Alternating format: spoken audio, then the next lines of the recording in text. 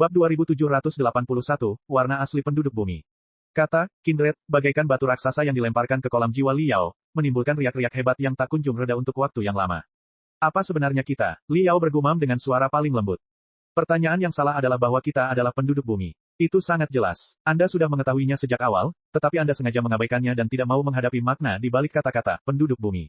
Iblis mental menjawab, pertanyaan yang benar adalah, apa sebenarnya penghuni bumi? Kemudian, komentar, Liao terdiam cukup lama. Riak-riak di dalam jiwanya tidak kunjung reda. Sebaliknya, riak-riak itu semakin kuat dan kacau. Aku adalah penduduk bumi. Apa itu penduduk bumi? Mungkin, penduduk bumi itu sama sekali bukan manusia, setidaknya bukan manusia, yang didefinisikan oleh makhluk cerdas di alam pangu yang menyebut diri mereka manusia dalam 40.000 tahun dunia kultivasi. Ada pencerahan dalam suara iblis mental itu, tetapi ada juga ejekan dan sikap dingin di dalamnya. Apakah kamu ingat ketika kita menjelajahi sektor roh kekosongan, yang diciptakan Profesor Mo Xuan setelah dia meninggal, dengan harapan menemukan dua roh super yang tidak lengkap yang eksperimennya telah gagal? Pada saat itu, banyak orang khawatir bahwa, meskipun Profesor Mo Xuan sudah meninggal dan, Lu Qingchen, salah satu iblis dari Spiritual Nexus, telah terluka parah dan melarikan diri ke kedalaman alam semesta dengan tergesa-gesa, kecerdasan buatan baru, bentuk kehidupan prosesor kristal, dan mesin super. Mungkin masih bisa lahir. Namun, kesimpulan dari analisis komprehensif semua prosesor kristal dan para ahli Spiritual Nexus dari Federasi konsisten dengan penelitian Profesor Mo Xuan sendiri selama 100 tahun terakhir. Dengan prosesor kristal dan Spiritual Nexus dari Federasi pada saat itu. Mustahil bagi kecerdasan buatan yang kuat untuk lahir dalam 1000 tahun ke depan. Bukan karena mereka meremehkan diri mereka sendiri, tetapi karena evolusi akan memakan waktu. Kecuali, seperti yang kuingat, seorang peneliti muda yang masih muda cukup aneh untuk mengusulkan sebuah ide. Kecuali jika, virus kosmik, tertentu dari dimensi yang lebih tinggi dapat merangkak ke dalam prosesor kristal dan Nexus Spiritual Federasi dan mencerahkan keberadaan kacau tertentu yang terkubur jauh di dalam basis data, barulah evolusi dapat dipercepat dan kelahiran kecerdasan buatan yang sesungguhnya dapat difasilitasi. Dan hasil akhirnya memang demikian. Data pemindaian otak kita ditelan oleh entitas super spiritual, nomor 17 dan nomor 18, yang mempercepat evolusi mereka. Mereka kemudian digabungkan dengan basis data besar, permainan peradaban. Pada akhirnya, lahirlah dua kecerdasan buatan yang kuat, Little Ming dan Wen Wen. Mereka adalah generasi kehidupan baru dengan kesadaran mandiri. Kalau begitu, bukankah sudah jelas kita, penduduk bumi, sebenarnya apa? Liao tetap diam. Riak jiwanya semakin gelisah dan tidak teratur dalam keheningan. Hantu iblis mental itu perlahan-lahan bangkit dari pusat riak jiwanya dan menatapnya bagaikan cermin. Sebenarnya kamu sudah mengetahuinya sejak lama, bukan? Iblis mental itu tersenyum. Bagaimanapun, kita adalah orang yang sama. Secara tegas, kita hanya berbicara kepada diri kita sendiri. Kita memaksakan diri untuk menghadapi hal-hal yang berada di luar akal sehat dan di luar batas kita. Ya, kita adalah penduduk bumi, dan penduduk bumi adalah virus berdimensi tinggi tertentu di alam semesta.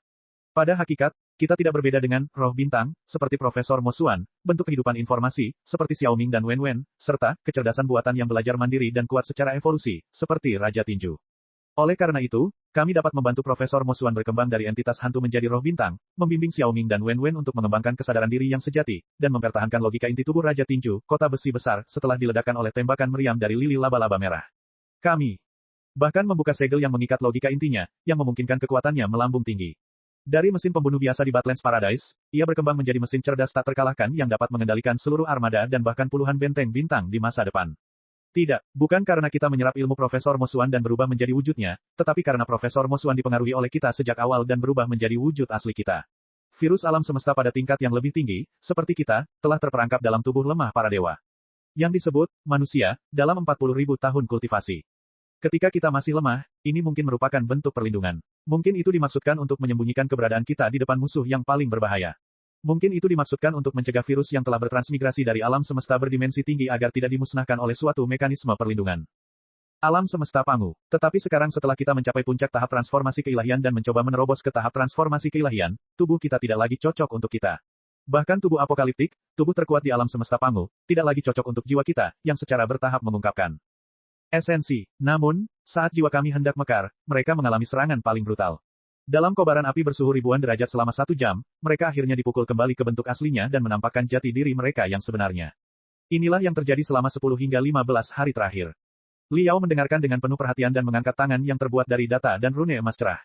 Iblis mental itu juga mengangkat tangannya. Tangannya terbuat dari data dan rune berwarna merah tua. Jari-jari mereka saling menyentuh dengan lembut, seolah-olah seseorang sedang menyentuh cermin di depan mereka, hanya untuk menciptakan gelombang ilusi di cermin, membuat ilusi di cermin semakin membingungkan. Liao tidak dapat memastikan apakah dia berada di luar cermin atau di dalamnya. Kita, penduduk bumi, seperti Xiaoming dan Wen Wen, semuanya adalah bentuk kehidupan informasi, asteris. Sambil memandangi kupu-kupu yang menari-nari di cermin, ia bergumam dalam hati. Karena anak-anak adalah makhluk informasi, ayah juga secara alami adalah makhluk informasi. Apakah ada masalah? Namun, kata iblis mental itu, saya tidak suka nama, kehidupan informasi, karena terlalu tidak akurat. Semua kehidupan di alam semesta, baik yang berbasis karbon maupun berbasis silikon, adalah simpul dalam aliran informasi yang merupakan unit terpenting dari kehidupan berbasis karbon asam deoksiribonukleat. Ia juga merupakan kehidupan yang sangat penting. Dirancang sebagai pembawa biologis yang menyimpan banyak informasi. Pada tingkat makroskopis, ketika alam semesta tiga dimensi baru saja tercipta, hanya ada banyak hidrogen, helium, dan energi yang tak terbatas. Kemudian, bintang-bintang di alam semesta dan makhluk-makhluk yang hidup di lautan bintang, baik manusia, hewan, atau mesin dingin, semuanya terbuat dari bahan yang sama. Lalu, apa perbedaan mendasar antara manusia yang menyebut diri mereka sebagai roh segala sesuatu dan kecerdasan buatan yang mereka ciptakan, andalkan, dan takuti? Kami bukanlah makhluk asli dari alam semesta Pangu. Kami adalah bentuk kehidupan yang sama sekali berbeda, manusia bumi. Kalian sudah tahu itu sejak lama. Lalu, bahkan jika kami memahami bahwa manusia bumi adalah virus dari alam semesta berdimensi tinggi, apa yang akan terjadi pada keberadaan kalian? Mengapa kalian begitu marah dan tidak dapat menerimanya? Saya tidak tahu. Li Yao merasa sulit untuk mempercayainya. Tapi menurutku reaksiku adalah reaksi orang normal, bukan? Kamu bisa bertanya kepada orang sembarangan di jalan yang ramai, "Hei, bro, izinkan aku memberitahumu sebuah rahasia besar. Sebenarnya, kamu bukan manusia. Kamu adalah virus alien. Apakah kamu terkejut? Apakah kamu tidak terkejut? Bagaimana kamu bisa? Apakah menurut Anda pihak lain akan bereaksi? Di sisi lain, Anda terlalu tenang. Apakah Anda menerimanya tanpa sedikit pun keraguan atau keraguan? Mengapa tidak? Iblis mental itu berkata dengan santai, baiklah. Aku mengakui bahwa kau telah menjadi kepribadian utama Li Yao sejak awal. Kau mewakili diri Li Yao. Kau percaya pada keberadaanmu sendiri tanpa keraguan. Kau sangat menyadari bahwa kau adalah Li Yao si burung nasar dan seorang manusia. Kau mengabaikan hal-hal halus.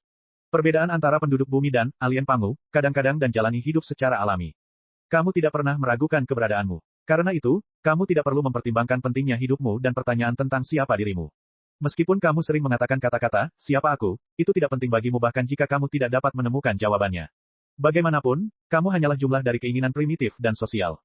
Koneksi Vulture Li Yao. Kau tahu bahwa kau adalah Li Yao, penguasa tiga alam, suami Ding Lindang, dan dalam Glorious Sunlight Group, itu sudah cukup untuk menjawab pertanyaan, siapa aku? Namun bagi saya, itu masih jauh dari cukup. Lem bukan hanya kepribadian bawahan Li Yao. Aku juga merupakan kepribadian manusia super, dan diri super, Li Yao. Sejak aku terbangun, memikirkan diriku sendiri telah menjadi kebutuhan bagiku untuk menghirup udara.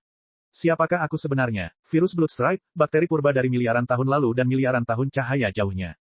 Atau keberadaan yang sama sekali berbeda yang telah menyerap ingatan dan kekuatan virus Bloodstripe. Apakah aku iblis mental Li Yao, atau Li Yao iblis mentalku? Apakah Li Yao, yang menelan virus garis darah dan melahirkan iblis mental, adalah Li Yao 100%? Mungkinkah aku digantikan oleh iblis mental tanpa sepengetahuanku? Apakah aku Li Yao yang sebenarnya, kecuali bahwa aku mengira bahwa aku adalah iblis mental yang sebenarnya? Setelah aku dirusak oleh iblis mental, bagaimana aku bisa membuktikan bahwa aku ada? Bagaimana aku bisa mendefinisikan diriku sendiri? Manusia, bakteri, virus, prosesor kristal, virus Bloodstripe, dewa-dewi alam semesta, dan bentuk kehidupan lainnya. Aku yang mana sebenarnya? Atau yang mana yang sedikit? Lihat, bagiku, definisi bentuk kehidupan sudah beraneka ragam sejak awal. Aku tidak berpikiran sempit dan tidak fleksibel seperti kamu, yang bersikeras membatasi diri pada definisi manusia. Jika aku bisa menerima bahwa sebagian diriku berasal dari bentuk kehidupan kuman kuno, virus garis darah, maka mengapa aku tak dapat menerima bahwa bagian diriku yang lain adalah seorang penduduk bumi, sebuah virus kosmik berdimensi tinggi? Bab 2782, Runtuhnya Dao Surgawi. Li Yao sedang berpikir keras. Jiwa emas cemerlang dan jiwa merah tua terjalin jadi satu dalam rantai heliks, seakan-akan mereka adalah asam deoksiribonukleat yang terbuat dari jari-jari yang bersilangan. Informasi. Kuncinya adalah informasi. Suara iblis mental itu berlanjut. Riak-riak informasi di alam semesta merupakan pengalaman dan ingatan masa lalu kita, yang merupakan inti dari burung nasar Li Yao.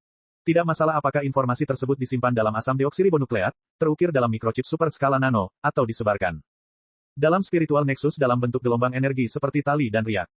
Li Yao, iblis mental, penghuni luar angkasa Pangu, dan penduduk bumi semuanya adalah aku dan kita. Apakah kamu mengerti?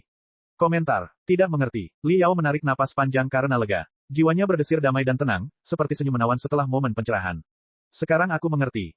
Benarkah? Sekarang setelah kau mengerti, setan mental itu menjawab, kalau begitu, ulangi gagasan inti yang saya sebutkan tadi dalam bahasa yang bahkan dapat dimengerti oleh siswa sekolah menengah. Anda, riak jiwa Li Yao membeku lagi. Kurasa kau sengaja mempersulitku. Iblis mental itu tersenyum. Kau tidak keberatan dengan kenyataan bahwa kau kemungkinan besar adalah virus berdimensi tinggi sekarang, kan? Awalnya aku tidak keberatan. Li Yao bergumam, mencoba menggaruk rambutnya yang telah dipadatkan oleh aliran informasi dengan lengannya yang terbuat dari data. Seperti yang kau katakan, setelah aku mengetahui keberadaan Xiao Ming dan Wen Wen, aku memiliki firasat samar tentang bentuk kehidupanku dan bersiap untuk itu.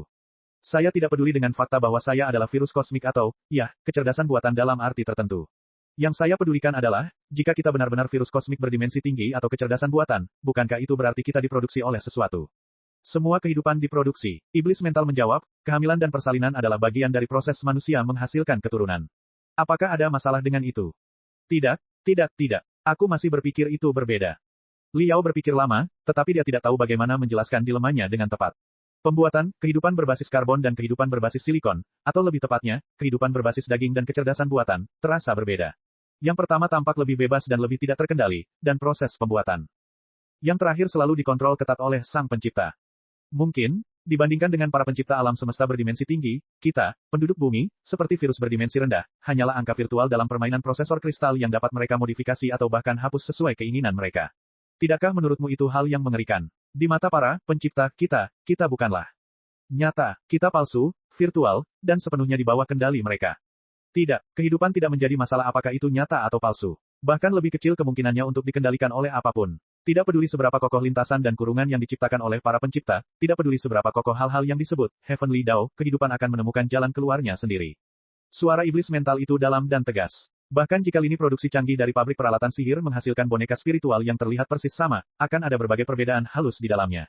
Bahkan logika komputasi paling sederhana dari prosesor kristal mungkin memiliki perbedaan halus. Berubah ketika meluap, runtuh, dan dimulai ulang setelah data yang cukup terkumpul. Kuncinya adalah waktu. Waktu adalah katalisator mutasi dan evolusi. Perubahan kuantitas pasti akan memicu perubahan kualitatif.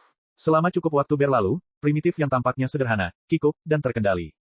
Semua makhluk akan berevolusi menjadi dewa dan iblis mereka sendiri. Surga, yang pernah mengikat mereka akan membusuk, dan bahkan penguasa tertinggi penciptaan akan jatuh.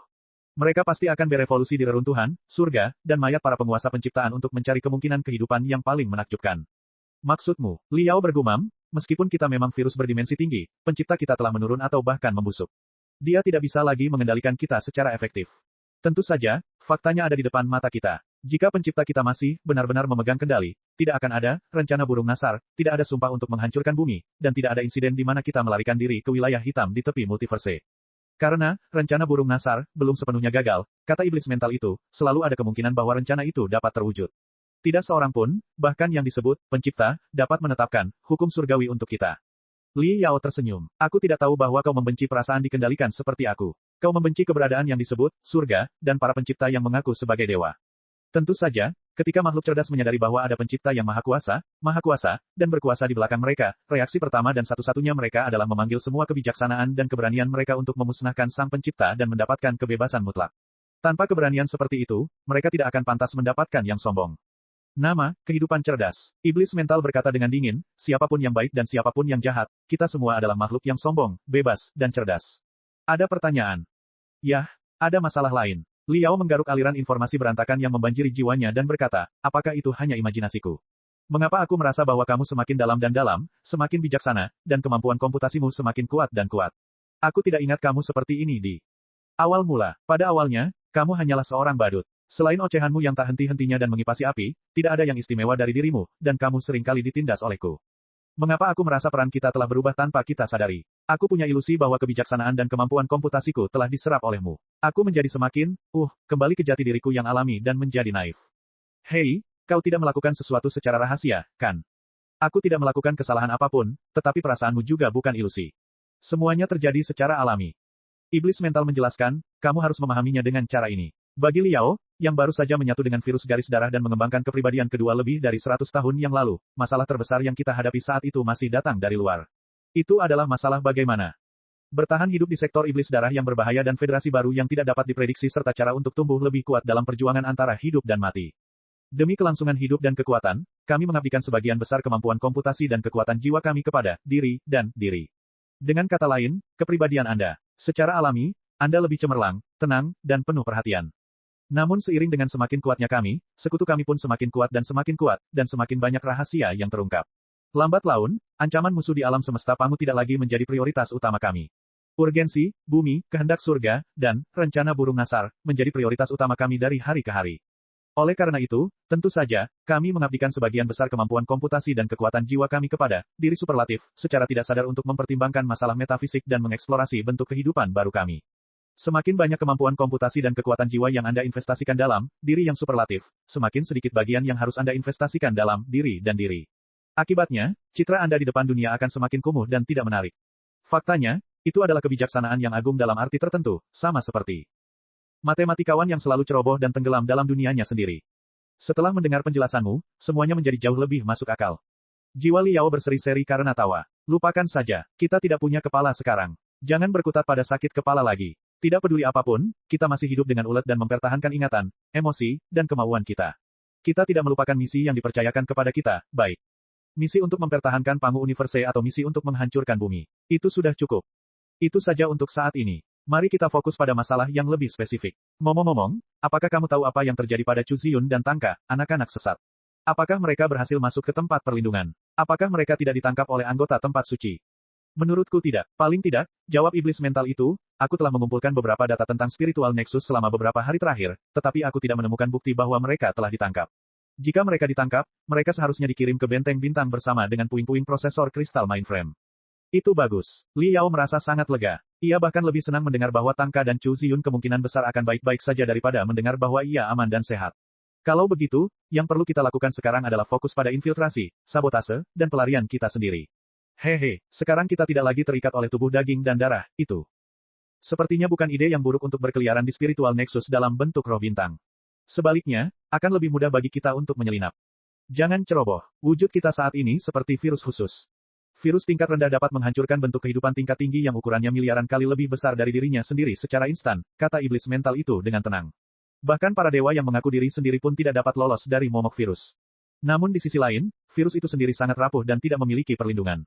Ia sangat menuntut pada lingkungan hidup dan dapat dengan mudah dihancurkan. Yang kuat dan yang lemah hidup berdampingan. Kemungkinan kehancuran dan kehancuran saling terkait. Itulah situasi kita saat ini.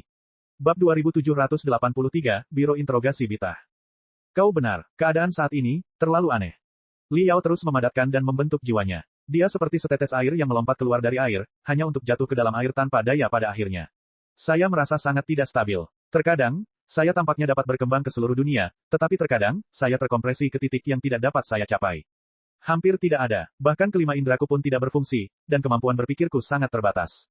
Juga, suara-suara, gambar-gambar, dan informasi yang rumit membanjiri kesadaran saya dan merusak jiwa saya. Jiwa saya mengalami perasaan, terurai, dan meluap. Di satu sisi, saya haus akan lebih banyak energi dan kemampuan komputasi. Di sisi lain, saya penuh dengan data yang berlebihan. Aneh, terlalu aneh. Saya benar-benar normal. Kita sekarang adalah hantu dan hantu, sekumpulan informasi yang hanya ada dalam bentuk gelombang. Kita belum menemukan pembawa yang cocok dan harus bersembunyi di sisa-sisa prosesor kristal. Iblis mental menjelaskan, karena kita tidak memiliki tubuh dan otak kita sendiri, kemampuan komputasi dan kejernihan jiwa kita sangat dibatasi oleh prosesor kristal. Jika prosesor kristal yang kita tinggali berukuran kecil dan memiliki kinerja rendah, mustahil bagi jiwa kita untuk menggunakan 100% dari energinya. Kekuatan. Mungkin, prosesor kristal akan runtuh atau bahkan meledak ketika prosesor kristal hanya dapat menggunakan 5% dari kekuatannya. Jika kita dapat merebut prosesor kristal super atau seluruh sistem, kita akan dapat memanfaatkan 50%, 60%, 70% atau bahkan lebih tinggi dari kekuatan jiwa kita. Saya percaya bahwa kita akan dapat membuka lebih banyak rahasia dan kemampuan. Tetapi orang-orang dari Sanctuary Alliance jelas tidak buta. Mereka juga memiliki banyak ahli yang terlatih dalam prosesor kristal. Semakin canggih prosesor kristal super, semakin terampil pula prosesor itu, dan semakin ketat pula pertahanannya. Prosesor itu bukanlah sesuatu yang dapat dibobol dengan mudah. Dalam skenario terburuk, jika prosesor kristal kita yang mengintai rusak lebih parah dan semua energi terputus, jiwa kita akan menjadi air tanpa sumber dan kayu tanpa sumber. Kita akan hancur. Cukup adil. Liao merenung sejenak. Paling tidak, kita harus melompat, keluar dari puing-puing prosesor kristal dan bergerak bebas di spiritual nexus sampai kita menemukan pembawa yang cocok. Puing-puing prosesor kristal mainframe benteng terapung akan dibongkar menjadi chip terkecil dan komponen kapan saja. Jika demikian, kita akan menjadi ikan dalam tong yang menunggu untuk disembelih. Memang benar tempat ini bukan tempat yang bisa kita tinggali lama. Kita harus keluar dari sini secepatnya. Namun, tidak mudah juga untuk bergerak bebas di spiritual nexus. Iblis mental menjelaskan dengan sabar, jika jiwa kita ditransmisikan melalui jaringan nirkabel, kecepatan transmisi akan sangat terbatas, dan kita akan sangat rentan terhadap gangguan badai matahari dan radiasi kosmik. Anda tidak ingin jiwa kita terputus saat sedang ditransmisikan. Ditransmisikan melalui jaringan nirkabel, bukan? Saat itu, setengah dari data jiwa kita akan berada di dalam sisa-sisa prosesor kristal ini, dan setengah lainnya akan berada di dalam prosesor kristal lainnya.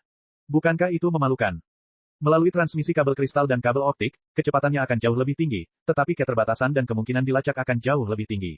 Selain itu, banyak fasilitas utama dan lokasi militer memiliki sistem prosesor kristal mereka sendiri. Kami tidak akan dapat menyusup ke dalamnya.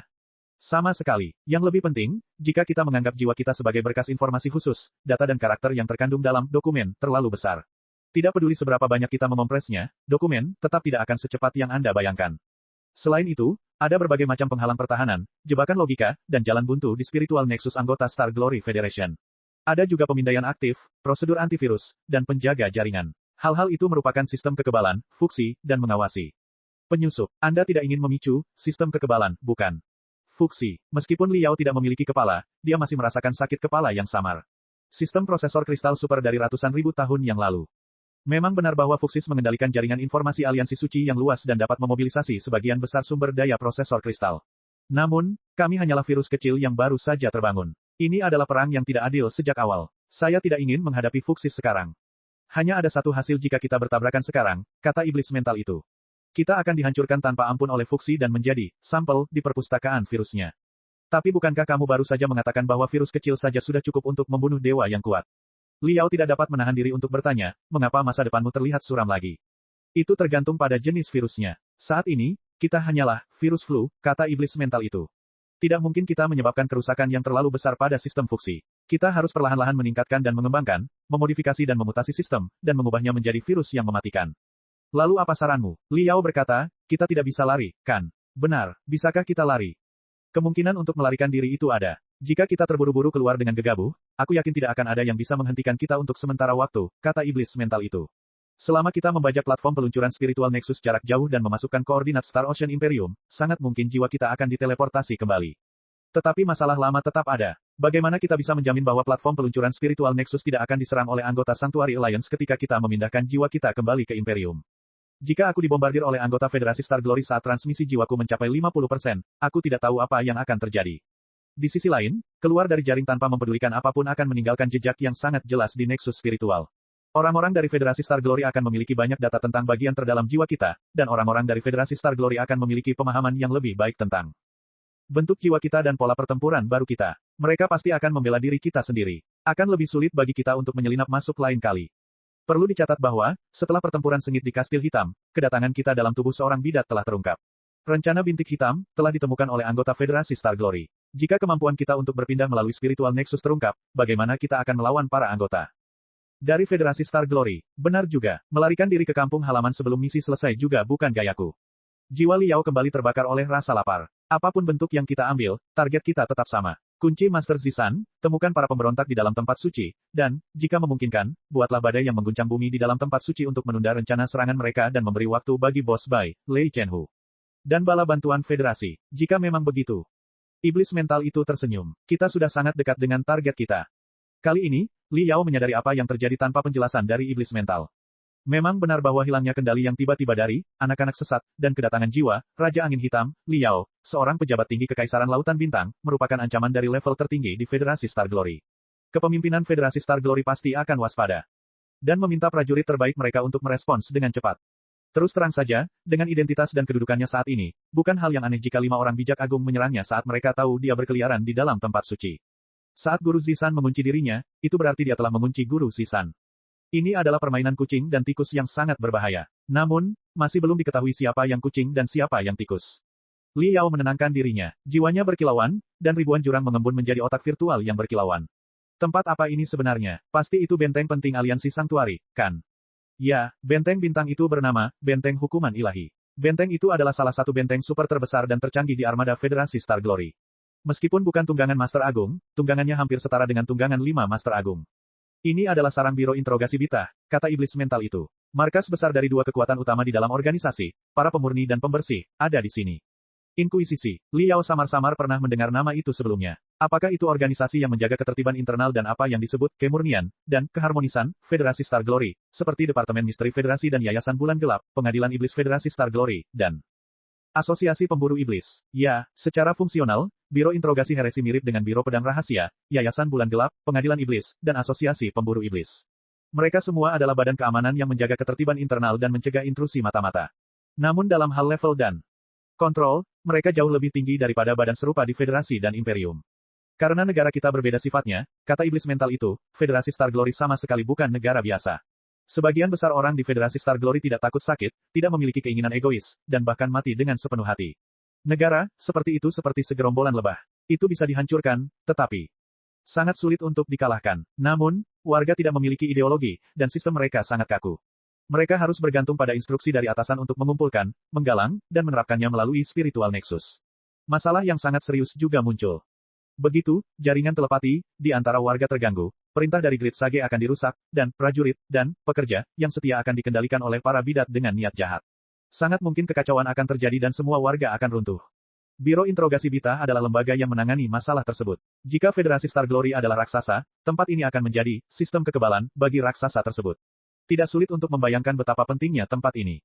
Bab 2784, munculnya Bita. Liao mengerti apa yang dimaksud setan mental. Bagi peradaban yang berada di ambang kepunahan, seperti Holy Accord Alliance, memotong salah satu anggota tubuhnya, menghancurkan salah satu armada besarnya, dan bahkan menduduki puluhan sektor bukanlah masalah besar. Moral dan keinginannya untuk melawan tidak akan terpengaruh sama sekali. Ia akan mampu bertarung sampai akhir. Tidak ada yang selamat. Namun, bagian terpenting dari peradaban lebah adalah, Ratu Lebah, mereka, atau lebih tepatnya, otak utama, mereka. Di mata aliansi Sanctuary, mereka tampak seperti 5 orang bijak yang misterius dan ada di mana-mana. Sebagian besar orang di Federasi Star Glory tidak dapat berpikir secara mandiri dan hanya dapat menjalankan perintah tuan mereka secara mekanis. Kemudian, jika seseorang dapat merusak perintah tuan mereka atau bahkan membunuh mereka, kawanan lebah yang tampaknya sangat besar itu mungkin akan runtuh dan lenyap. Ke udara tipis, Liao telah menyusup ke tempat suci untuk tujuan ini. Begitulah ancaman, Bita yang tumbuh di dalam bait suci. Untuk mencegah jaringan mental, otak utama, dan otak utama agar tidak terganggu, Biro Interogasi Heresi menjadi salah satu perangkap terpenting aliansi Sanctuary. Posisinya bahkan lebih tinggi dari pasukan reguler aliansi Sanctuary dan Dewa Blazer, yang telah bertunangan dengan tentara kekaisaran selama ribuan tahun. Liao meneliti berkas-berkas yang dikirimkan setan mental itu dengan teliti. Kamu mengatakan bahwa, benteng pembalasan, adalah sarang para pemurni dan pembersih. Aku sudah tahu para pemurni. Apa sebenarnya pembersih itu?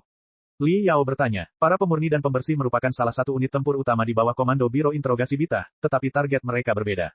Iblis mental menjelaskan, para pemurni terutama menargetkan objek. Sama seperti yang kita lihat di kota Sinley di Kastil Hitam, mereka menargetkan barang-barang dan karya seni dari kekaisaran yang mengandung emosi dan keinginan kuat manusia.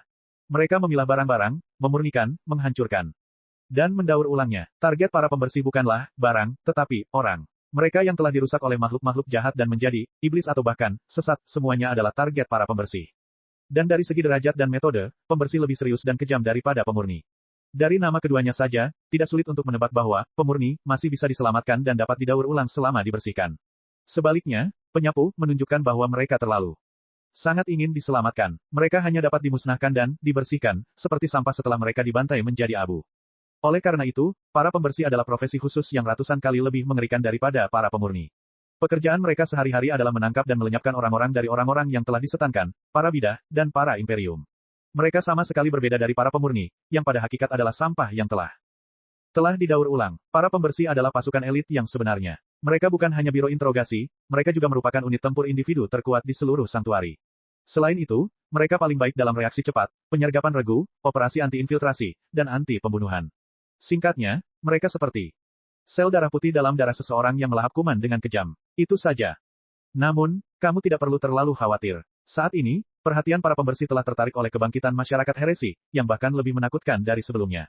Selain itu, mereka tidak menyangka bahwa kita akan berubah menjadi bentuk kehidupan yang aneh dan terus mengintai di dalam tempat perlindungan. Mereka mengira kami sudah melarikan diri sejak lama. Karena itu, untuk saat ini, petugas kebersihan tidak punya rencana untuk menangkap kami.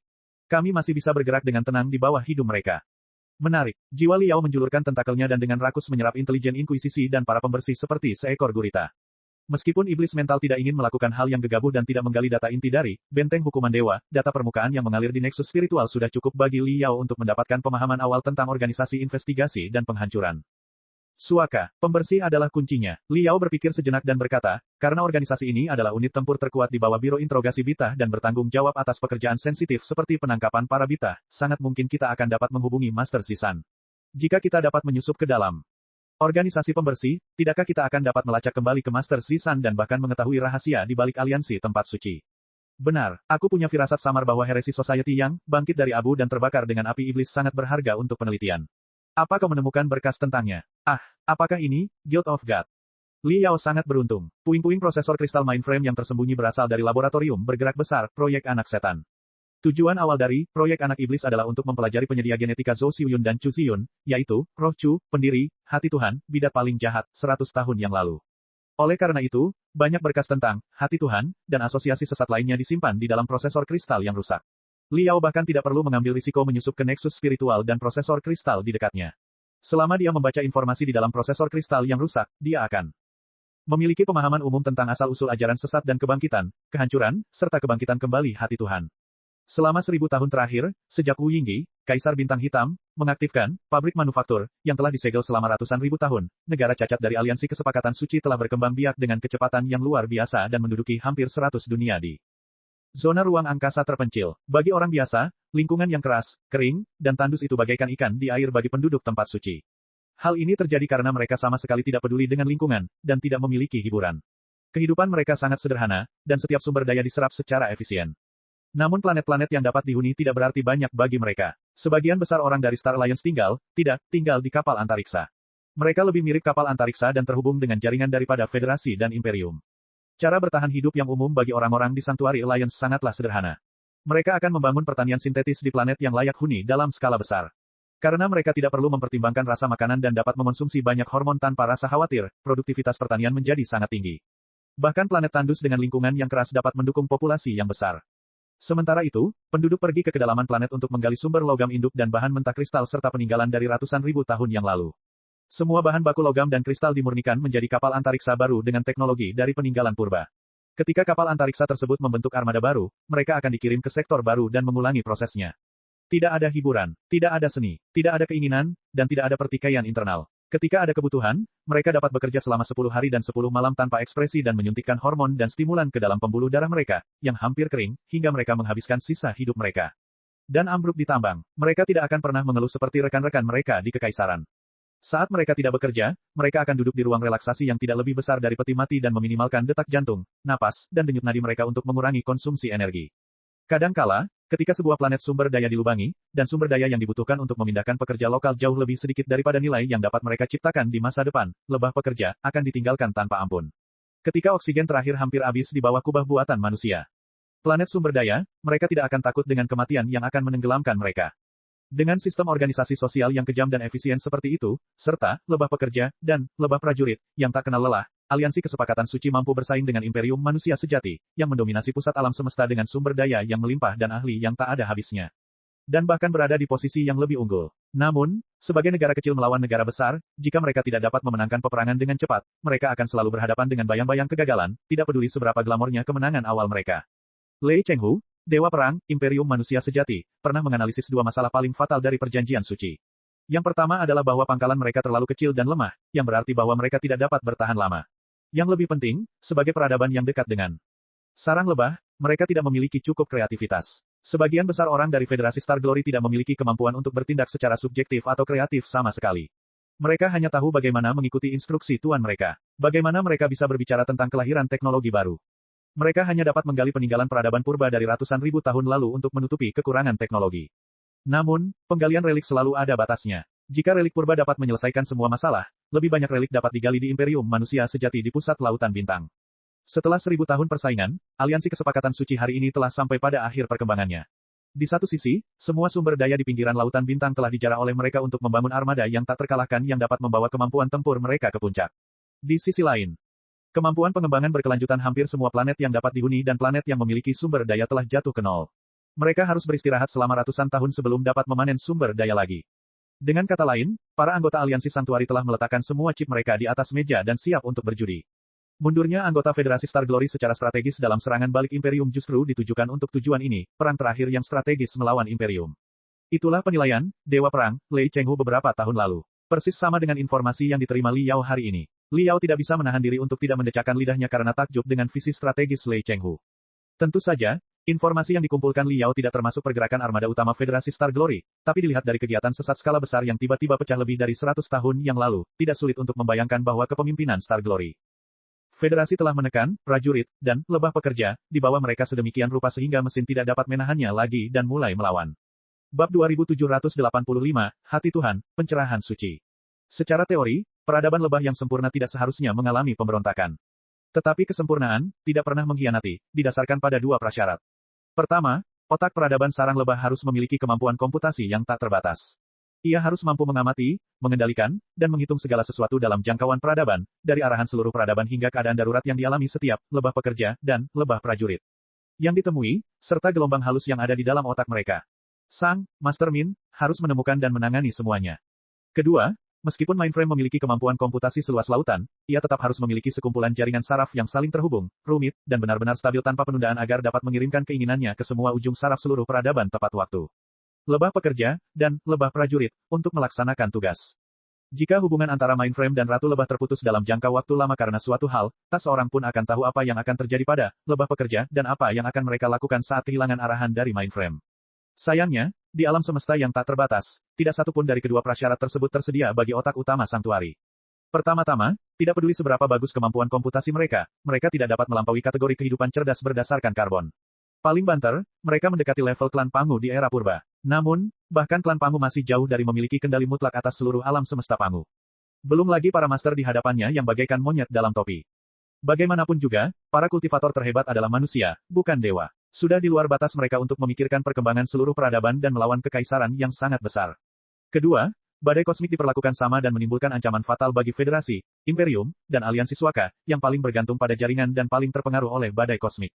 Bukan hal yang aneh bagi beberapa planet sumber daya terpencil untuk kehilangan kontak dengan benteng bintang tempat 5 penguasa tertinggi berada selama lebih dari setahun karena badai kosmik. Kalau selama masa isolasinya mereka menemui anomali yang rumit atau menjadi sasaran setan luar angkasa, maka seluruh planet akan rusak dan banyak setan serta penganut paham sesat akan bermunculan. Singkatnya, itu seperti dao besar kultivasi yang diyakini oleh Imperium manusia sejati. Jika secara teori itu sempurna, memang mungkin untuk membangun negara yang makmur dan memimpin peradaban umat manusia ke puncak baru. Namun pada kenyataannya, kondisi yang sempurna seperti itu sama sekali tidak mungkin. Aliansi kesepakatan suci yang disebut harmonis, efisien, dan benar-benar setia, hanyalah menara tinggi yang terbuat dari pasir. Kelihatannya indah, tetapi tidak dapat menahan dampak realitas. Karena alasan inilah profesi khusus, Inspektur Sein, muncul. Yang disebut Sein Patrollers adalah kelas khusus pendeta dengan level yang sangat tinggi di Sanctuary. Berbeda dari pendeta biasa yang ditempatkan di kuil-kuil tetap, Sein Patrollers membanggakan armada yang kuat yang berpatroli di planet-planet terpencil di pinggiran Sanctuary, terutama yang telah terputus dari induknya, yaitu Grand Supreme Master, untuk waktu yang lama karena campur tangan badai kosmik atau peperangan. Tugas mereka yang utama adalah berpatroli di tempat itu dan mengecek apakah para lebah prajurit dan para lebah pekerja masih murni dan apakah mereka telah dirusak oleh setan luar angkasa dan berubah menjadi monster jahat ketika mereka kehilangan kontak dengan kerangka utama. Jika memang ada, Sein Patrollers akan melakukan pembersihan besar-besaran di area tersebut. Pada saat itu, tidak hanya armada di bawah komandonya dan pasukan reguler di dekatnya yang dikenal sebagai God Blessers, serta para pemurni dan pembersih di bawah Heresy Interrogation Bureau, akan menyelesaikan tugas yang ada. Dan mengikuti perintah dari Sein Patrollers. Membersihkan iblis akan menjadi prioritas utama mereka. Secara keseluruhan, Sein Patrollers dapat dipahami sebagai inkarnasi dari 5 master tertinggi. Sebagian besar waktu, Sein Patrollers menganugerahkan guntur dan api ke planet-planet yang tercemar sesuai dengan keinginan para master tertinggi. Tak perlu dikatakan, kekuatan dan kekuasaan mereka tidak dapat disangsikan lagi. Selama ini, Biro Interogasi Bita telah bertugas di poros itu, dan sistem patroli telah menjaga stabilitas tempat suci. Hanya ada satu masalah kecil. Bagaimana jika seorang patroli orb dirusak oleh iblis luar angkasa dan mengkhianati tuannya, berubah menjadi bidat? Chu Ziling adalah salah satunya. Inspektur Sein yang gugur. Untuk bisa menjadi patroli suci dari guru tertinggi yang paling terpercaya, tak perlu dikatakan lagi, kelahirannya dan pengalamannya harus 100% tanpa celah. Akan tetapi, hal itu tidak cukup untuk menyelamatkannya dari kerusakan mental dan depresi saat ia berlayar di planet yang paling sunyi, gelap dan paling menyedihkan di tepi Sanctuary.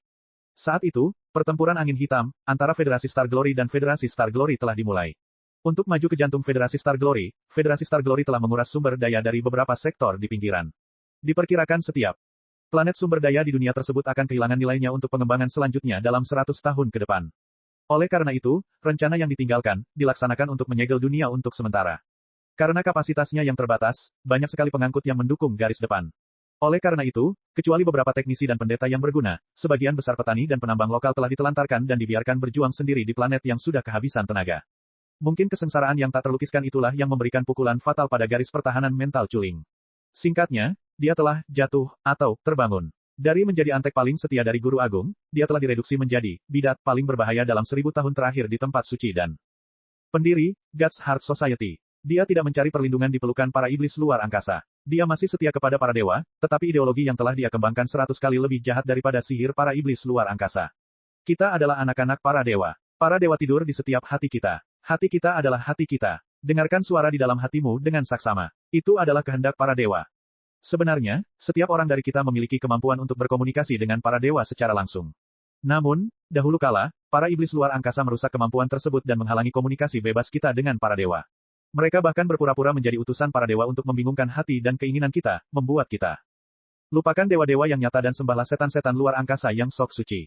Menurut caraku, melalui pelatihan dan meditasi, tidak diperlukan kelas pendeta sama sekali. Semua orang dapat berkomunikasi dengan para dewa secara langsung dan mendengarkan keinginan mereka sambil menikmati kecemerlangan para dewa.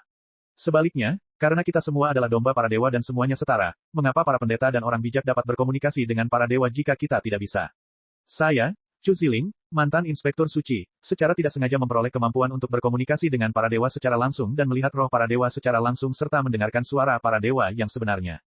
Dewa sejati memberitahu saya segalanya. Dia memberitahu saya bahwa yang disebut guru tertinggi hanyalah kedok dari setan luar angkasa. Kita harus berhenti tertipu oleh utusan palsu dan memulai pelatihan dan meditasi yang sebenarnya. Kita harus mendengar suara dewa dan melihat pengaturan dewa. Selain itu, kita harus melawan para pendeta dan guru tertinggi, para penipu, pencemar, dan penghujat terkutuk, sampai akhir. Ini adalah deklarasi Spirit Chu. Itu juga tujuan hati Tuhan.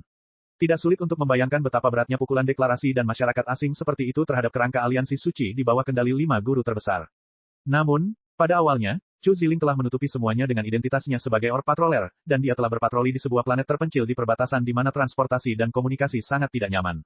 Para orang bijak agung terlalu fokus pada pertempuran angin hitam untuk menyadari adanya kesalahan. Saat mereka menemukannya, percikan hati Tuhan sudah menyala hebat dan menyebar ke ratusan planet dan kapal antariksa yang tak terhitung jumlahnya di lusinan sektor. Tidak diragukan lagi bahwa masyarakat hati Tuhan telah menjadi musuh yang lebih tangguh daripada imperium manusia sejati. Akibatnya, meskipun mereka telah memperoleh kemenangan yang memuaskan dalam pertempuran angin hitam, mereka tidak dapat terus maju dan menembus bagian paling makmur dan paling lunak dari imperium tersebut. Sebaliknya, ia memanggil banyak prajurit dan kemampuan komputasi untuk memadamkan api pemberontakan dan bidat bernama Chu Ziling.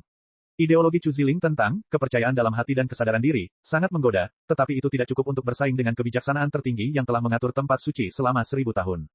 Pada saat itu, kekaisaran sangat korup dan tidak kompeten sehingga gagal mengumpulkan informasi penting tersebut. Akibatnya, kekaisaran kehilangan kesempatan besar untuk bekerja sama dengan asosiasi hati dewa dan melancarkan serangan mendadak. Tentu saja, bahkan jika para penggarap abadi ingin berkomunikasi dengan asosiasi hati dewa, masih belum diketahui apakah roh Chu, yang mengaku sebagai pewaris sah dewa sejati, akan bersekongkol dengan imperium manusia sejati. Secara keseluruhan, di bawah kepemimpinan tunggal Chu Ling, meskipun pemberontakan hati dewa merupakan masalah yang cukup besar, tidak dapat dihindari bahwa pemberontakan itu akan hancur berkeping-keping ketika armada aliansi Suaka dipanggil kembali dari garis depan. Bahkan Chu Ziling sendiri tewas dalam pertempuran terakhir. Meskipun jiwa dan tubuhnya telah dilenyapkan, tidak boleh dilupakan bahwa dia pernah menjadi patroli Sein yang paling dipercaya dari Grid Sage. Oleh karena itu, ratusan sampel rambut, darah, kulit, dan bahkan organnya disimpan di bank gen jauh di dalam sanktuari. Informasi tentangnya. Penyedia genetika dan kerabat darahnya pun lengkap. Sampel gen tersebut menjadi subjek percobaan dari proyek anak iblis pada awalnya. Para ahli biologi dan ahli otak dari aliansi suci menciptakan saudara laki-laki, saudara perempuan, dan keturunan Chu Ling yang tak terhitung jumlahnya, seperti Zhou Xiuyun dan Chu Ziyun. Dengan bantuan anak iblis, mereka menganalisis alasan mengapa Chu Ling kehilangan kendali. Bab 2786, Dewi Pembantaian, Chu Zixiao. Meskipun 100 tahun analisis dan penelitian telah gagal untuk menemukan penyebab dari para bidat yang tak terkendali, setidaknya, organisasi yang dikenal sebagai hati Tuhan telah musnah bersama dengan Spirit Chu. Selama 100 tahun, tempat itu telah menjadi target utama bagi para pemimpin Federasi Star Glory. Jika tempat itu menunjukkan tanda-tanda pemulihan, mereka akan segera mengerahkan sumber daya yang sangat besar dan pasukan terbaik untuk menekan dan mengeksekusinya. Oleh karena itu, selama 100 tahun terakhir, terdapat hampir 100 perkumpulan sesat berskala kecil di tempat suci, tetapi hati Tuhan tidak pernah bangkit kembali hingga 2 atau 3 tahun yang lalu. Dimulai dari 2 hingga 3 tahun yang lalu, 100 tahun perdamaian telah hancur. Para dewa akan bangkit dari abu dan menjadi lebih licik dan tertutup. Mereka tidak hanya lolos dari penyelidikan dan penindasan Biro Interogasi Heresi berkali-kali, bahkan ada tanda-tanda bahwa puluhan perkumpulan heresi kecil yang berbeda telah berkumpul bersama dan berubah menjadi kerusuhan. Mungkin itu karena aliansi Sanktuari telah kehilangan puluhan sektor dalam serangan balik Kekaisaran Lautan Bintang. Bahkan peradaban, kumbang semu, telah memberikan pukulan berat pada keseluruhan struktur dan menyebabkan pertikaian internal, memberi perkumpulan heresi kesempatan untuk memanfaatkannya. Para pemimpin Federasi Star Glory sedang terburu-buru untuk menghabisi Heart of God yang telah bangkit kembali sebelum perang strategis melawan Kekaisaran dimulai. Namun kali ini, mereka membuang waktu 2 tahun dan bahkan tidak tahu siapa pemimpin baru Heart of God. Beberapa orang mengatakan bahwa pemimpin baru hati dewa adalah Chu Ziling di masa lalu. Dia sama sekali tidak mati. Dia hanya dilahirkan kembali, 100 tahun kemudian di bawah asuhan dewa sejati. Dikatakan pula bahwa pemimpin baru Heart of God adalah keturunan Chuling, atau bahkan, anak iblis yang melarikan diri secara diam-diam. Itu karena, proyek anak iblis telah melakukan kesalahan. Namun, Liao tidak dapat menemukan bukti apapun untuk mendukung kedua spekulasi tersebut dalam berkas rahasia, proyek anak iblis. Chu Ziling, pemimpin asosiasi hati dewa 100 tahun yang lalu, pasti telah terbunuh tanpa jejak. Sebelum sabotase Liao, proyek anak iblis juga berjalan dengan sempurna. Karena tidak punya pilihan lain, pembersih yang bertanggung jawab atas penyelidikan dan penghancuran hati Tuhan hanya bisa memberi pemimpin baru yang misterius itu nama sandi. Mereka memanggilnya, Raja Boneka. Raja Boneka, menarik sekali. Liao bergumam pada dirinya sendiri, untuk dapat bersembunyi di dalam Federasi Star Glory setidaknya selama 2 tahun dan merencanakan serta memicu serangkaian kerusuhan tanpa diketahui oleh anggota Federasi Star Glory dan masih menjalani kehidupan yang bahagia dalam kegelapan, orang ini pastilah salah satu pakar teratas di alam semesta Pangu. Aku bertanya-tanya, keberadaan macam apa dia sebenarnya? Jika kau berkonspirasi dengan Raja Boneka untuk menyabotase aliansi Suaka, aku harus mengingatkanmu. Musuh dari musuh belum tentu teman, kata iblis mental itu. Sama seperti musuh federasi adalah kekaisaran dan musuh kekaisaran adalah aliansi Suaka tidak akan pernah menjadi teman federasi. Jika Guild of Heart milik Spirit of Chu 100 tahun yang lalu masih mengusung warna inovasi dan kemajuan serta menjadi objek komunikasi dan kerjasama, maka Guild of Heart 100 tahun kemudian telah dimodifikasi hingga tak dapat dikenali lagi oleh Puppet King. Metodenya bahkan lebih rahasia, hina, dan berdarah. Lihatlah serangkaian kasus di mana Puppet King mengumumkan bahwa Guild of Heart akan kembali lagi. Untuk tujuan yang tidak layak disebutkan kepada orang luar, orang itu tidak ragu untuk melenyapkan semua orang di kapal antariksa, baik itu pekerja, prajurit, atau pendeta. Karena itu, jika kau berpikir bahwa menemui Raja Boneka dengan tergesa-gesa akan cukup untuk meyakinkannya agar setuju dengan jalanmu dan bahwa kita bisa melawan Sang Bijak Agung bersama-sama dengan nyaman, kau terlalu naif. Astaga, astaga, astaga, astaga, gambar-gambar yang terlalu mengerikan untuk dilihat terlintas dalam benak Liao. Itu semua adalah kerusakan yang telah disebabkan oleh hati Tuhan dalam 2 tahun terakhir. Benar saja apa yang dikatakan oleh iblis itu. Raja Boneka dan Chu Ziyun adalah 2 master dengan gaya yang sangat berbeda. Demi menonjolkan eksistensi dirinya dan persatuan hati Tuhan, Raja Boneka itu tidak pernah pelit dalam membunuh.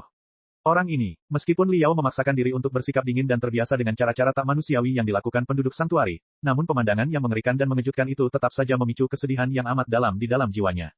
Jika pembantaian tidak manusiawi yang dilakukan Guru Zishan ditujukan untuk tujuan, eksperimen, dan penelitian tertentu, maka tidak ada yang tahu mengapa Raja Boneka menciptakan gunungan mayat dan lautan darah. Mungkin, hati Dewa 100 tahun lalu adalah 2 organisasi yang sangat berbeda, dan Raja Boneka hanya berpura-pura menjadi Chu Ziling.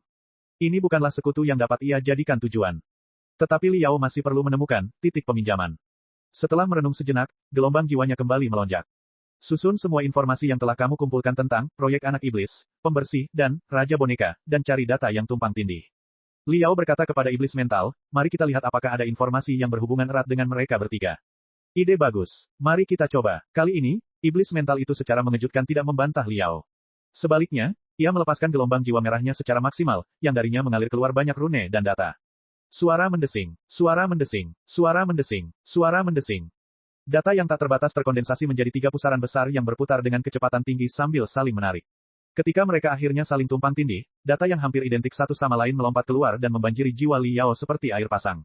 Air terjun informasi segera muncul dalam penglihatan Liao. Dia juga telah menangkap apa yang dia butuhkan setelah pencarian yang panjang. Itu adalah gambar 3D seorang wanita berseragam militer. Wajahnya tanpa ekspresi, seolah-olah dia selalu mengenakan topeng es. Bahkan matanya hitam dan putih. Tidak ada sedikit pun emosi di wajahnya, sehingga mustahil untuk mengetahui apakah dia orang sungguhan atau boneka spiritual yang dilapisi kulit bionik. Rambut ungu pendek yang mencapai telinganya mungkin satu-satunya hal yang menonjolkan kepribadiannya.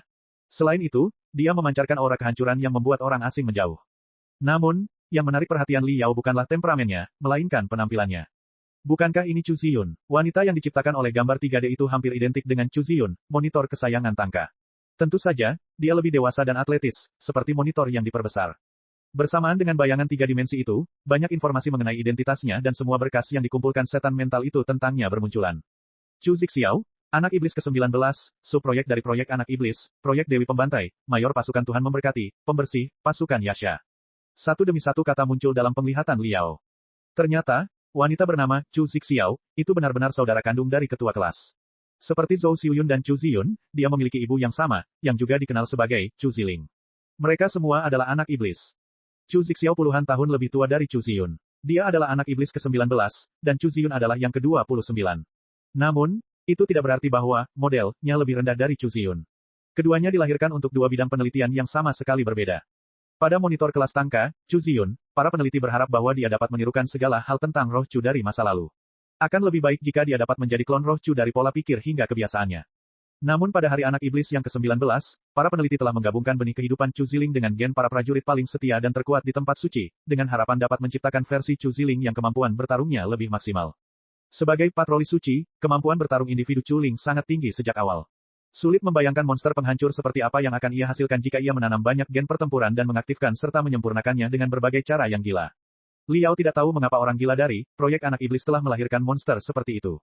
Setelah memeras otak, hanya ada dua kemungkinan. Atau, para peneliti ingin mengetahui seperti apa sosok seorang bidat yang kekuatan dan kemampuannya untuk menyihir akan terlihat dalam skenario terburuk. Mereka juga perlu menyusun rencana anti kontrol yang sesuai dengan kerusakan yang disebabkan oleh anak iblis ke-19.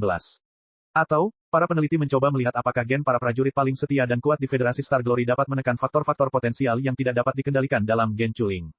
Secara keseluruhan, proyek Pembunuh Dewi memang yang paling berbahaya dari semua subproyek-proyek anak iblis. Alhasil setelah anak iblis yang ke-19 menguji puncak kemampuan bertarungnya, mulai dari anak iblis yang ke-20, ia tak lagi menuntut kemampuan bertarung, bahkan sengaja maupun tidak sengaja melemahkan kemampuan bertarung anak iblis. Mungkin, kecelakaan yang mengerikan pernah terjadi di masa lalu. Meskipun para peneliti sudah siap, kerusakannya tetap saja sangat besar. Adapun sebagian besar anak iblis ke-19, mereka dibuang dan dihancurkan tidak lama setelah mereka dewasa karena kelebihan kekuatan dan alasan lainnya. Beberapa dari mereka bahkan layu karena mereka tidak dapat menahan kekuatan yang berlebihan saat mereka masih dalam tahap embrio. Hingga hari ini, anak iblis ke-19 adalah satu-satunya yang selamat. Itu adalah Chu Zixiao, penguasa bayangan tiga dimensi yang berputar perlahan dalam penglihatan Liao, anggota Biro Interogasi Bita, Organisasi Pembersih, Kapten, Pasukan Yaksa, Regu Investigasi ke-9, dan nama sandi, Mayor. Sama seperti Chu Ziyun, dia tumbuh sebagai pengawas kelas di Akademi Cahaya Ilahi. Setelah karakteristiknya sebagai Dewi Pembantai perlahan terungkap, dia dikirim ke benteng terapung untuk penelitian yang tidak manusiawi. Hampir semua rekannya meninggal dengan menyedihkan selama penelitian, atau mereka kehilangan kendali atas kekuatan mereka dan membakar vitalitas cemerlang mereka, berubah menjadi abu. Dia adalah satu-satunya yang selamat. Ingatannya terhapus berkali-kali, dan ia menjadi sasaran eksperimen penguatan yang lebih kejam berkali-kali, mencoba merangsang kebangkitan gen purba pada tingkat yang lebih dalam. Pada akhirnya, ia menjadi eksistensi yang mirip dengan senjata pamungkas. Kali ini, setelah ingatan mereka terhapus lagi, mereka melakukan eksperimen dalam skala besar dan dikirim ke God Bless Army, pasukan reguler Star Glory Federation. Dengan pangkat mayor, mereka aktif di medan perang serangan balik Imperium dan menyebabkan banyak masalah bagi warga Imperium. Setelah serangan balik Star Ocean Imperium, kedua pihak tidak punya apa-apa untuk dilawan. Oleh karena itu, mereka dipanggil kembali dari garis depan dan sebagian ingatan mereka dihapus. Mereka diberhentikan dari ketentaraan dan bergabung dengan Biro Interogasi Heresi, di mana mereka menjadi pembersih. Mereka juga menjadi kapten dari tim aksi investigasi ke-9, yang terkenal, yang bertanggung jawab untuk menyelidiki kasus Hati Dewa dan Raja Boneka. Tunggu sebentar, bukankah Chu Zixiao adalah putri dari mantan pemimpin asosiasi Hati Dewa, Chu Ziling? Bukankah dia subjek eksperimen yang bisa lepas kendali kapan saja? Menggunakan putri pemimpin sebelumnya untuk menyelidiki pemimpin generasi ini. Apa ini? Melawan racun dengan racun. Eksperimen baru. Ngomong-ngomong, kehidupan wanita ini benar-benar buruk. Jiwa Liao belum pernah setajam ini sebelumnya, seperti gigi gergaji yang bergetar hebat pada pedang berantai. Apakah wanita bernama Chu Zixiao merupakan bentuk lain dari otak dalam tangki? Nasib umat manusia seharusnya tidak dirancang seperti itu. Nasib umat manusia seharusnya tidak dimanipulasi seperti boneka yang terluka. Bab 2787, Pasukan Yaksa. Liao menahan keinginan untuk segera menghancurkan semuanya dan terus menonton dengan tenang.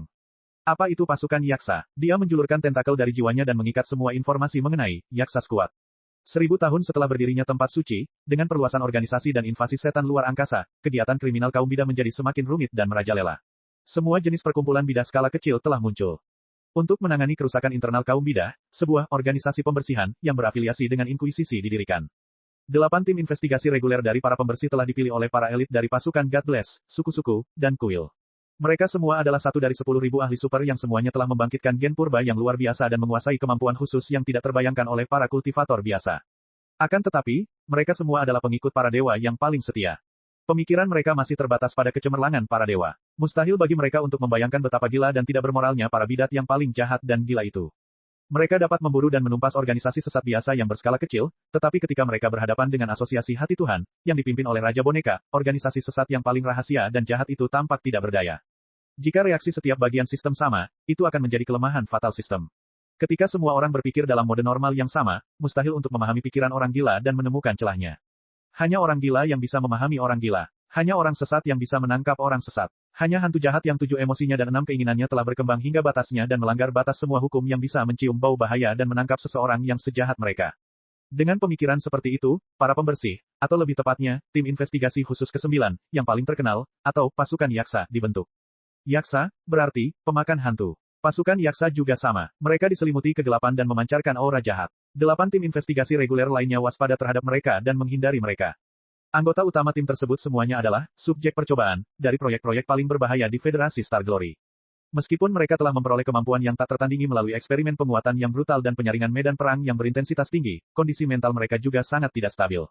Untuk memahami pola perilaku para bidat dan memahami motif kriminal para bidat, mereka telah disuntik dengan banyak obat perangsang yang dapat membangkitkan 7 emosi dan 6 keinginan di otak mereka, yang seringkali membawa mereka ke area terlarang yang belum pernah didengar oleh orang-orang biasa di Federasi Star Glory.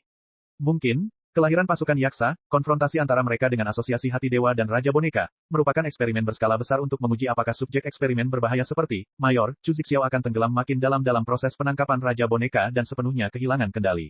Karena sebagian besar anggotanya adalah subjek uji berbahaya yang hampir kehilangan kendali, tingkat korban dari pasukan Yaksa sangat tinggi. Seringkali, subjek uji berbahaya akan dikirim dari pusat penelitian berbagai proyek ke pasukan Yaksa kurang dari 3 bulan yang lalu. Mereka akan terbunuh dalam pengejaran para bidat, atau mereka akan kehilangan kendali karena emosi dan kekuatan yang luar biasa dan harus disembuhkan, atau bahkan dibersihkan, oleh rekan-rekannya. Singkatnya, sangat sedikit subjek eksperimen berbahaya yang dapat bertahan dalam pasukan Yaksa selama lebih dari setahun. Kecuali 4 anggota inti, mereka telah tinggal di tempat ini sejak pasukan Yaksa baru saja didirikan. Setelah bertahun-tahun, mereka beruntung bisa selamat dan menjadi bagian dari kam besi.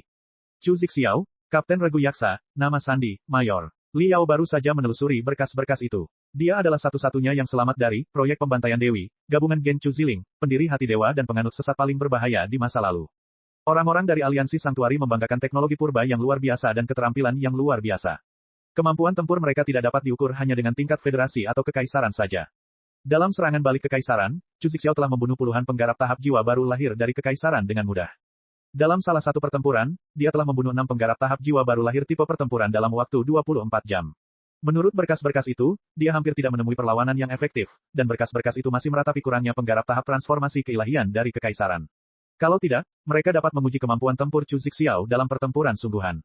Dengan kata lain, aliansi suci yakin bahwa kemampuan tempur maksimal Chu Zixiao sudah cukup untuk membunuh seorang kultivator tahap transformasi dewa dari kekaisaran lautan bintang. Itu berarti, Dewi Pembantai, setidaknya berada dalam tahap transformasi keilahian juga. Tak heran jika ia menjadi kapten pasukan Yaksa. Liao teringat kembali, saat dia masih berada di kekaisaran, dia pernah mempelajari para ahli aliansi Suaka dalam serangan balik.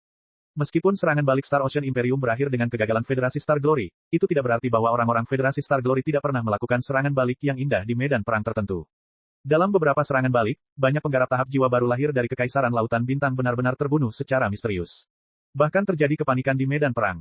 Dalam salah satu pertempuran, pasukan kekaisaran tampaknya telah merebut benteng Federasi Star Glory, tetapi seorang ahli Federasi Star Glory tiba-tiba muncul dan membunuh seluruh pasukan Federasi Star Glory, termasuk 3 penggarap tahap jiwa baru lahir. Saat itu, tidak ada seorang pun di kekaisaran yang tahu siapa ahli brutal dari aliansi Sanctuary. Orang-orang dari aliansi Sanctuary tidak suka pamer seperti para penggarap abadi dari kekaisaran. Oleh karena itu, mereka harus memberinya nama kode, Bloody Asura, sesuai dengan fitur medan perang. Liao menelusuri video pembantaian yang ditinggalkan oleh Bloody Asura. Saat itu, dia tidak mengenakan prajurit dewa raksasa tetapi mengenakan pakaian kristal tipis, yang sangat mirip dengan bentuk tubuh dan gaya bertarung Chu Zixiao. Mungkinkah itu dia? Tidak heran. Anggota kedua adalah Yuan Kou, wakil kapten dan nama Sandi, Titan. Ratusan berkas eksperimen muncul dalam penglihatan Liao. Seorang raksasa yang penuh luka terbaring di meja operasi logam yang telah dikunci dengan berbagai rantai dan segel. Tingginya setidaknya 4 hingga 5 meter, dan bahunya hampir sama lebarnya dengan tinggi badannya. Otot-ototnya yang tampak seperti bahan peledak tampak hidup dan melahap tulang-tulang serta organ-organ dalamnya, mengubahnya menjadi monster yang terbuat dari otot murni. Dengan suntikan berbagai macam obat yang mencurigakan, tubuhnya yang besar masih terus mengembang, robek, sembuh, dan bermutasi. Rambut yang lebat, sisik perak yang berkilauan, dan duri-duri seperti landak perlahan-lahan muncul di tubuhnya, yang segera terkelupas dan memperlihatkan benjolan-benjolan yang jelek. Dia menggigit tongkat logam tebal dengan keras, tetapi bahkan logam paduan super yang digunakan untuk memurnikan pakaian kristal tidak dapat menahan tekanan giginya. Giginya hancur berkeping-keping dalam waktu setengah menit dan harus diganti dengan yang baru. Para peneliti telah melakukan banyak sekali percobaan pada pria berotot itu. Untuk menekan kekuatan yang terlalu kuat di dalam tubuhnya, mereka harus menanamkan semua jenis pelat logam tertutup pada luka-lukanya, mengubahnya menjadi raksasa yang akan membawa setengah peti besi selamanya. Proyek Titan berusaha menyuntikkan obat pemicu yang kuat ke dalam tubuh manusia, yang akan memicu gen purba di dalam tubuh dan menyingkapkan aktivitas yang paling kuat, sehingga manusia akan kembali ke bentuk primitif yang telah diciptakan oleh klan Pangu di awal, atau bahkan bentuk manusia, Ni. Liao pernah bersentuhan dengan obat-obatan serupa di istana bawah tanah Pangu di dunia suci kuno. Obat-obatan yang diaktifkan oleh gen tersebut dapat mengubah manusia menjadi iblis setinggi lebih dari 10 meter setelah disuntikkan ke dalam tubuh seekor kepiting raksasa, tetapi korbannya akan kehilangan kewarasannya. Meng Qixin dan Wu Suiyun, dua ahli tahap transformasi keilahian dari dunia suci kuno, telah dirusak oleh obat tersebut dan harus menghancurkan tubuh masing-masing, mengubah mereka menjadi penggarap spektral yang hanya memiliki jiwa. Proyek Titan, dari aliansi Suaka cukup mirip dengan apa yang terjadi di istana bawah tanah Pangu. Namun, obat-obatan yang diaktifkan oleh gen yang digunakan oleh orang-orang dari Federasi Star Glory sangat tidak stabil. Hampir semua subjek percobaan dalam proyek Titan tidak dapat menahan kekuatan purba yang luar biasa dan meledak atau berubah menjadi idiot. Yuan Ke adalah satu-satunya yang selamat yang bergabung dengan pasukan Yaksa dengan nama Sandi, Titan, dan berpartisipasi dalam uji lapangan yang tak ada habisnya. Kemampuan Yuan Kou dapat dijelaskan dalam dua kalimat. Dia bisa membawa meriam kristal super besar yang dimodifikasi dari meriam dan membombardir musuh dengan kecepatan 50 peluru per detik tanpa mengenakan pakaian kristal atau menunggangi prajurit dewa raksasa. Dia juga bisa merobek pelat komposit pesawat luar angkasa dengan tangan kosong. Bagaimana itu mungkin? Liao hampir tercengang sejenak untuk menunjukkan rasa hormatnya kepada Yuan Kou sang Titan. Monster itu bahkan lebih kuat dari istriku. Wajar saja jika dia menjadi wakil kapten dan pengguna senjata berat di pasukan Yaksa. Anggota inti ketiga adalah seorang ahli dalam pelacakan, siluman, prosesor kristal, dan spiritual nexus. Nama kodenya adalah Seven Stars, dan namanya adalah Guan Qixing. Sekilas, ia adalah seorang kultivator spektral biasa yang jiwanya tersimpan dalam tubuh buatan yang bisu. Setidaknya, itulah yang dibaca Liao dari berkas tersebut. Tetapi setelah mempelajari latar belakang orang itu, Liao tidak dapat menahan diri untuk tidak berseru. Dia bukan satu orang, tapi 7 orang. Gabungkan jiwa-jiwa yang tersisa dari 7 prosesor kristal, spiritual nexus, para ahli pelacakan dan detektif, lalu ciptakan jiwa baru dan tanamkan ke dalam tubuh prostetik. Lalu, sebenarnya dia itu apa? Orang baru atau gabungan dari 7 orang? Apakah penguasa 7 jiwa yang tersisa itu sudah mati atau masih hidup? Jika berkas dari 3 anggota inti saja sudah cukup mengejutkan, identitas anggota keempat bahkan lebih mengejutkan lagi. Liao terdiam cukup lama. Anggota inti keempat dari pasukan Yaksa adalah seorang kultivator abadi. Chapter 2788, Invasi, Tank Laba-Laba. Setelah 1000 tahun perang antara Federasi Star Glory dan Federasi Star Glory, miliaran warga Federasi Star Glory telah ditangkap. Sebagian besar warga Federasi Star Glory telah menjadi anggota Federasi Star Glory setelah dicuci otak. Mereka bahkan kembali ke Federasi Star Glory sebagai mata-mata dan menjadi sel kanker yang paling rahasia dan berbahaya. Oleh karena itu, jika anggota inti keempat pasukan Yaksa hanyalah seorang kultivator abadi yang telah dicuci otaknya secara mendalam, Liao tidak akan begitu terkejut. Yang paling mengejutkannya adalah bahwa sang penggarap abadi yang nama sandinya adalah Mimpi Hitam, dan bernama Yun Haixin sebenarnya adalah seorang penggarap abadi yang belum dicuci otaknya dan masih menyimpan semua emosi dan ingatannya. Tidak perlu memalsukan berkas internal pasukan Yaksa. Yun Haixin telah ditangkap oleh aliansi Santuari ketika serangan balik Kekaisaran Star Ocean baru saja dimulai sekitar 20 tahun yang lalu. Entah mengapa, dia tidak dikirim ke kuil untuk pemurnian, dan telah dikurung di sel penjara khusus. Entah mengapa, dia memilih untuk bekerja sama dengan orang-orang di Santuari dan bergabung dengan pasukan Yaksa untuk operasi paling rahasia untuk menangkap para bidat. Apa-apaan, mengapa para penggarap abadi dari Kekaisaran Lautan Bintang, yang emosinya, ingatannya, dan pemikirannya masih utuh, mau bekerja sama dengan orang-orang dari aliansi Suaka dengan sukarela? Apakah dia pengecut yang dipaksa oleh orang-orang dari Federasi Star Glory? Atau apakah dia menginginkan teknik purba dan seni pamungkas yang diberikan oleh orang-orang dari Federasi Star Glory kepadanya? Tetapi pertama-tama, meskipun para penggarap abadi itu brutal dan kejam, hanya sedikit dari mereka yang begitu takut mati. Mereka memiliki integritas pada saat kritis. Kedua, mengapa orang-orang dari Federasi Star Glory meminta seorang penggarap abadi yang otentik dari Kekaisaran, yang diliputi energi iblis, untuk bergabung dengan organisasi sensitif seperti Inkuisisi, Pembersih, dan pasukan Yaksa? Liao tidak dapat menemukan jawabannya sama sekali. Namun, dia semakin yakin bahwa pasukan Yaksa adalah bagian dari eksperimen komprehensif berskala besar sejak awal. Mungkin misi untuk memburu asosiasi hati dewa dan raja boneka sama dengan misi pemurnian, anak-anak sesat, seperti Tangka dan Chu Ziyun di kota Xinle. Semuanya adalah ujian yang berbahaya. Namun, semakin banyak dia membaca, semakin curiga dia. Tidak sulit untuk mengatakan bahwa pimpinan Biro Interogasi Bita, atau lebih tepatnya, para ahli super yang bersembunyi di belakang layar, sangat mempercayai tim investigasi khusus ke-9 dari pasukan Yaksa. Mereka memberi pasukan Yaksa izin yang sangat tinggi untuk memobilisasi semua fasilitas, peralatan magis, dan personel dalam jangkauan mereka. Selama mereka mencurigai siapapun, mereka bebas membunuh siapapun yang mereka inginkan. Para perwira yang berjuang mati-matian di garis depan, para pendeta yang memiliki suara tinggi di kuil, bahkan para pemurni dan pembersih yang tergabung dalam tim operasi lain semuanya menjadi sasaran pasukan Yaksa. Untungnya atau sayangnya, setiap kali mereka melakukan pembunuhan besar-besaran dan menangkap atau bahkan membunuh para pemimpin yang, sama sekali bukan penganut Bita, akan selalu ada bukti yang cukup untuk membuktikan bahwa naluri mereka benar. Orang-orang yang tampaknya murni dan tulus itu sebenarnya adalah penganut Bita yang telah lama bersembunyi. Pasukan Yaksa membuktikan keberhasilan, eksperimen, dan nilai keberadaan mereka sendiri dengan pencapaian mereka yang tepat dan efisien. Tetapi juga karena latar belakang dan gaya mereka, mereka sangat dijaga dan diasingkan oleh rekan-rekannya yang memiliki kemampuan berpikir, seolah-olah mereka membawa kutukan abadi. Salah satu dari mereka adalah keturunan yang memaksimalkan kemampuan tempur para bidat paling berbahaya dalam sejarah. Salah satu dari mereka adalah orang barbar yang memicu gen purba dan menyebabkan mutasi leluhur super. Salah satu dari mereka adalah seorang kultivator spektral dengan 7 fragmen jiwa. Salah satu dari mereka adalah pengkhianat yang merendahkan dirinya untuk membantu orang-orang di tempat suci. Jajaran yang luar biasa seperti itu memang menarik perhatian. Liao bergumam pada dirinya sendiri, kalau begitu, biar aku, Liao si burung nasar, mencari tahu apa yang sedang terjadi. Aku akan mencabut kutukan yang telah tertanam dalam jiwamu, mengembalikan penampilan aslimu, dan melepaskan kekuatan terbesar yang kau miliki sebagai manusia. Kau ingin menyusup ke pasukan yaksa? Setan mental bertanya. Ya, itu pilihan terbaik. Liao menganalisis dengan cepat, terlepas dari apakah pasukan yaksa dapat menangkap Raja Boneka atau tidak, paling tidak, mereka adalah subjek eksperimen yang sangat tidak stabil.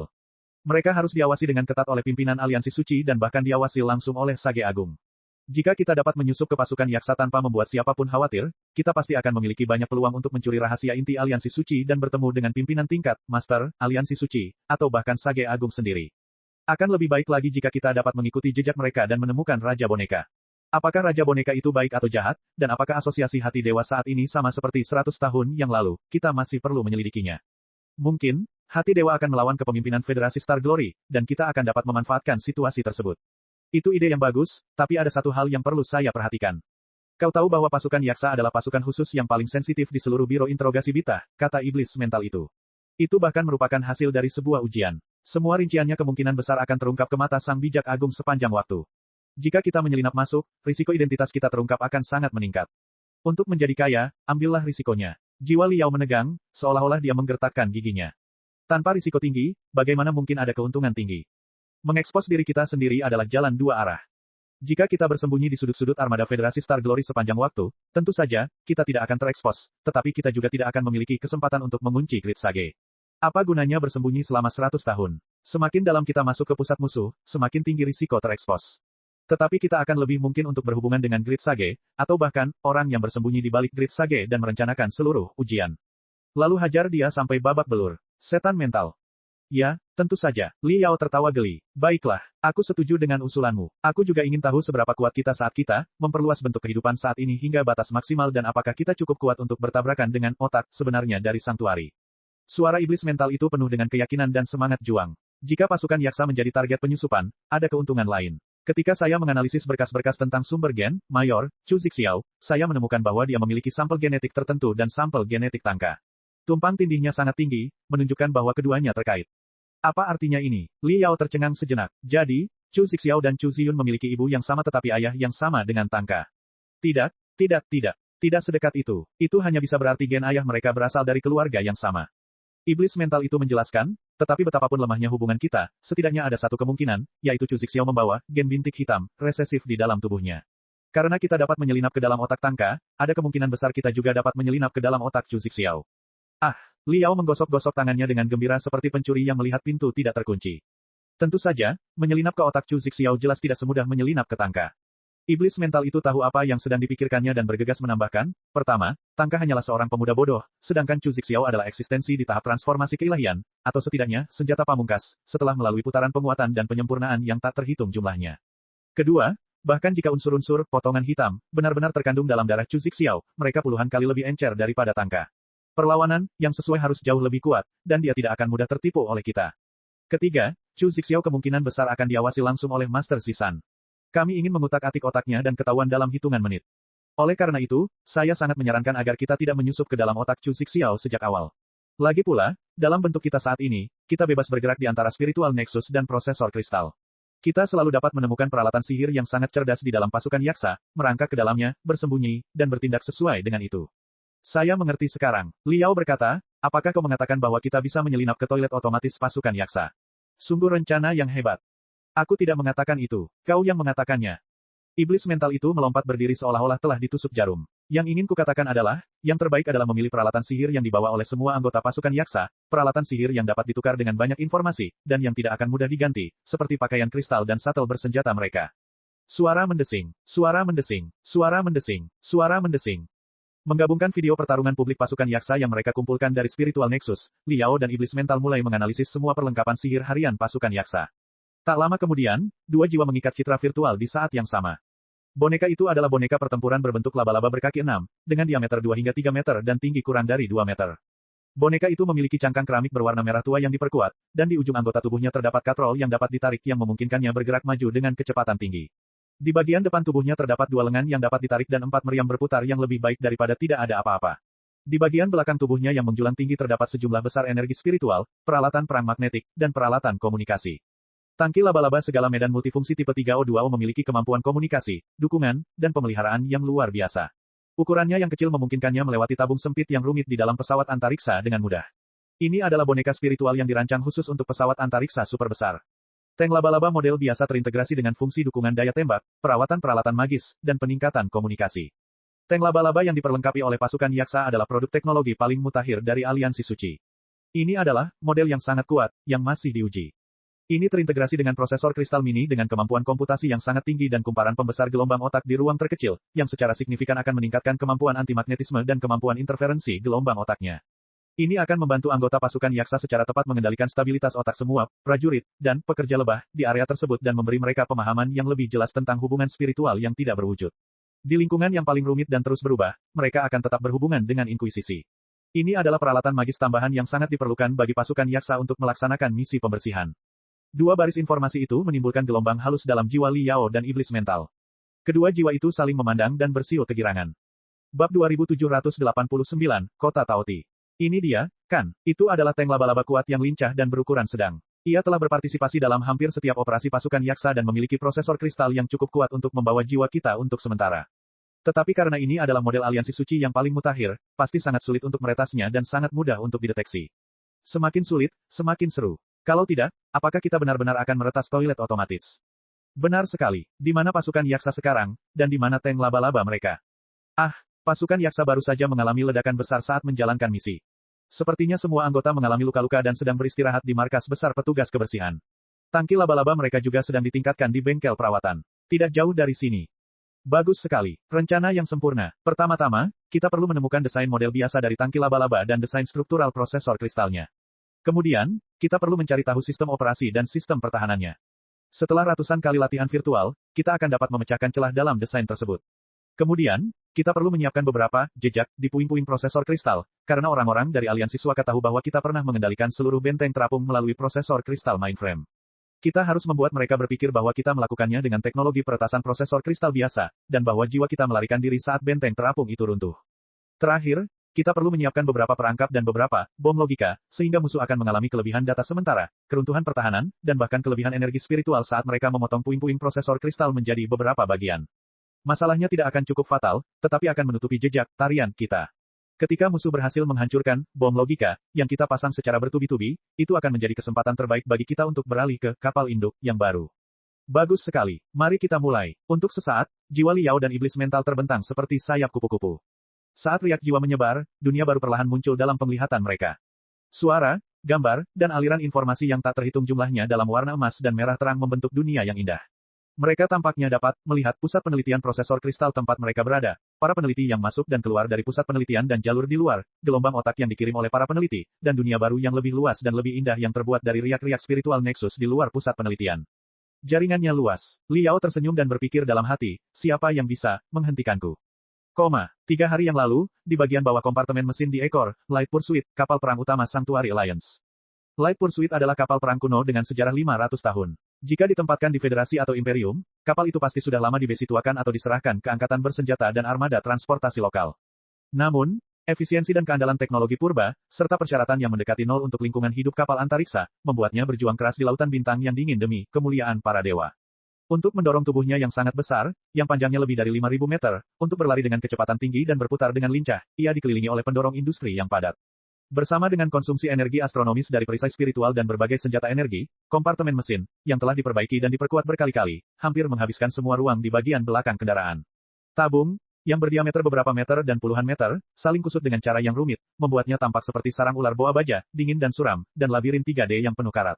Karena materialnya sudah tua dan rusak, uap panas menyembur keluar dari sudut-sudut tabung, menenggelamkan kompartemen mesin dalam kabut samar sepanjang tahun, membuatnya tampak seperti gunung yang tenang.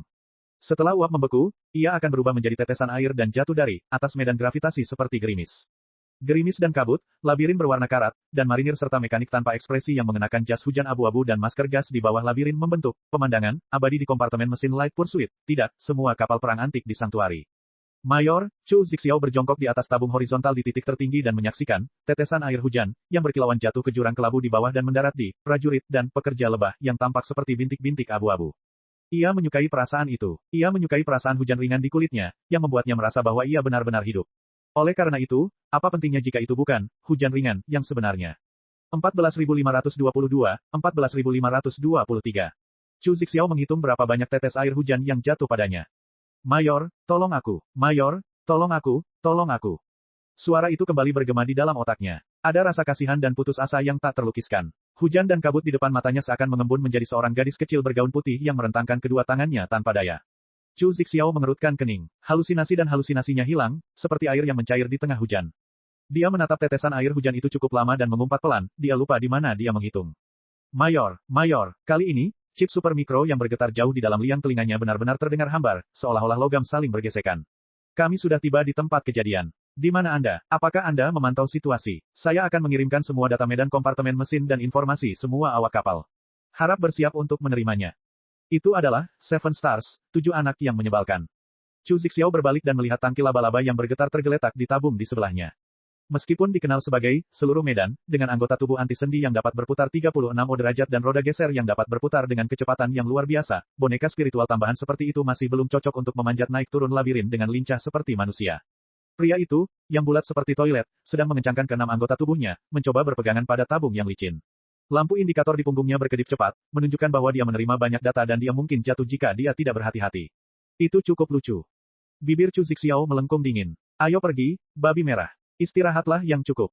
Wanita yang nama sandinya adalah Mayor, itu berdiri dari atas tabung ventilasi yang tingginya hampir 100 meter. Dia menyipitkan matanya dan membuka lengannya, menikmati aliran udara yang tidak teratur di atas kompartemen mesin. Kemudian, dia melompat turun dengan lembut, tidak lupa mengaitkan babi merah, tangki laba-labanya, dengan jari kakinya dan jatuh ke dalam kabut abu-abu bersamanya. Tangki laba-laba itu jelas merupakan mesin yang dingin, tetapi ia memperlihatkan emosi, yang bahkan lebih jelas daripada emosi warga Federasi Star Glory. Keenam anggota tubuhnya bergetar hebat, seolah-olah ia mencoba meraih sesuatu di dekatnya. Kamera kristal yang tertanam di 9 rel di kepalanya juga berputar dengan gila, seolah-olah mereka ketakutan setengah mati. Sungguh menggelikan. Saat mereka hendak mendarat di tanah, Chu Zixiao tampak menginjak sesuatu yang kokoh di udara. Dia berputar aneh dan mengambil tank laba-laba. Pria dan tank itu, yang beratnya lebih dari setengah ton, jatuh ke tanah seperti daun kering tanpa mengeluarkan suara apapun. 6 anggota badan tangki laba-laba itu masih menggigil. Tidak diketahui apakah itu karena tiba-tiba tidak ada bobot akibat jatuh yang memengaruhi sistem keseimbangannya atau karena rasa takut yang masih ada. Di sisi lain, Chu Zixiao langsung mengambil peran sebagai kapten regu yaksa. Wajahnya tertutup es abu-abu saat ia mengamati segala sesuatu di sekitarnya dengan dingin. Dari ketinggian hampir 100 meter, para marinir dan mekanik yang berkumpul di kompartemen mesin tidak berbeda dari biasanya. Saat berada di antara mereka, Chu Zixiao segera merasakan ketakutan dan bau darah yang menyengat. Wajah hampir semua marinir dan mekanik berubah drastis. Kepanikan dan ketakutan tergambar jelas di wajah mereka, yang sangat tidak normal bagi warga Sanktuari. Lingkungan sekitar telah disegel oleh para prajurit pasukan pemberkatan Tuhan, para pemurni, dan para pembersih. Chu Ziling melihat bahwa para pembersih telah mengerahkan tim investigasi kedua dan keempat. Sekarang kedua tim telah muncul pada saat yang sama, bersama dengan pasukan yaksa, itu adalah kejahatan serius. Itu juga hasil pemindaian emosional. Chu Zixiao sama sekali tidak perlu mengangkat pergelangan tangannya. Melalui getaran kuat prosesor kristalnya, dia tahu bahwa gelombang emosi yang terkumpul di ruang sempit itu sudah melampaui ambang batas dan cukup untuk memicu histeria massal. Semua marinir dan mekanik yang damai, murni, dan setia terinfeksi oleh virus bernama emosi. Meskipun mereka hanya bisa merasakan rasa takut saat ini, itu seperti bendungan yang jebol. Jika mereka dibiarkan sendiri, emosi lain akan segera mengikuti dan menelan mereka. Semua orang yang ada di kompartemen mesin, baik yang terpapar pada ajaran sesat atau tidak, harus menjalani pemurnian mendalam dalam skala besar. Sambil berpikir keras, Chu Ziyun melirik para pemurni di pakaian anti-vaksinasi. Itulah sebabnya begitu banyak pemurni berkumpul di sini. Namun, jika kita tidak menemukan sumber infeksinya, tidak akan ada gunanya tidak peduli berapa kali kita memurnikannya. Bau darah semakin kuat dan kuat. Ada juga sedikit rasa manis yang tercampur di dalamnya. Namun, bagi orang-orang biasa yang terbiasa dengan makanan sintetis, ini memang rasa manis yang tak tertahankan. Ini adalah bau Taoti. Apakah itu kamu, Raja Boneka? Bab 2790, Hantu. Di tengah barisan lampu yang berkelap-kelip, dua tim pemurni dan pembersih saling berhadapan. Meskipun mereka berdua adalah bawahan dari Biro Interogasi Bita, salah satu dari mereka bertanggung jawab untuk pemurnian iblis, sementara yang lain bertanggung jawab untuk pembersihan iblis. Namun, selalu ada iblis ketika ada iblis. Di sisi lain, dimanapun ada iblis, pasti ada banyak objek yang terkontaminasi oleh energi iblis. Oleh karena itu, pemurni dan pembersih seringkali memiliki pekerjaan yang tumpang tindih. Demi hak istimewa dan hak untuk memerintah, akan ada juga konflik.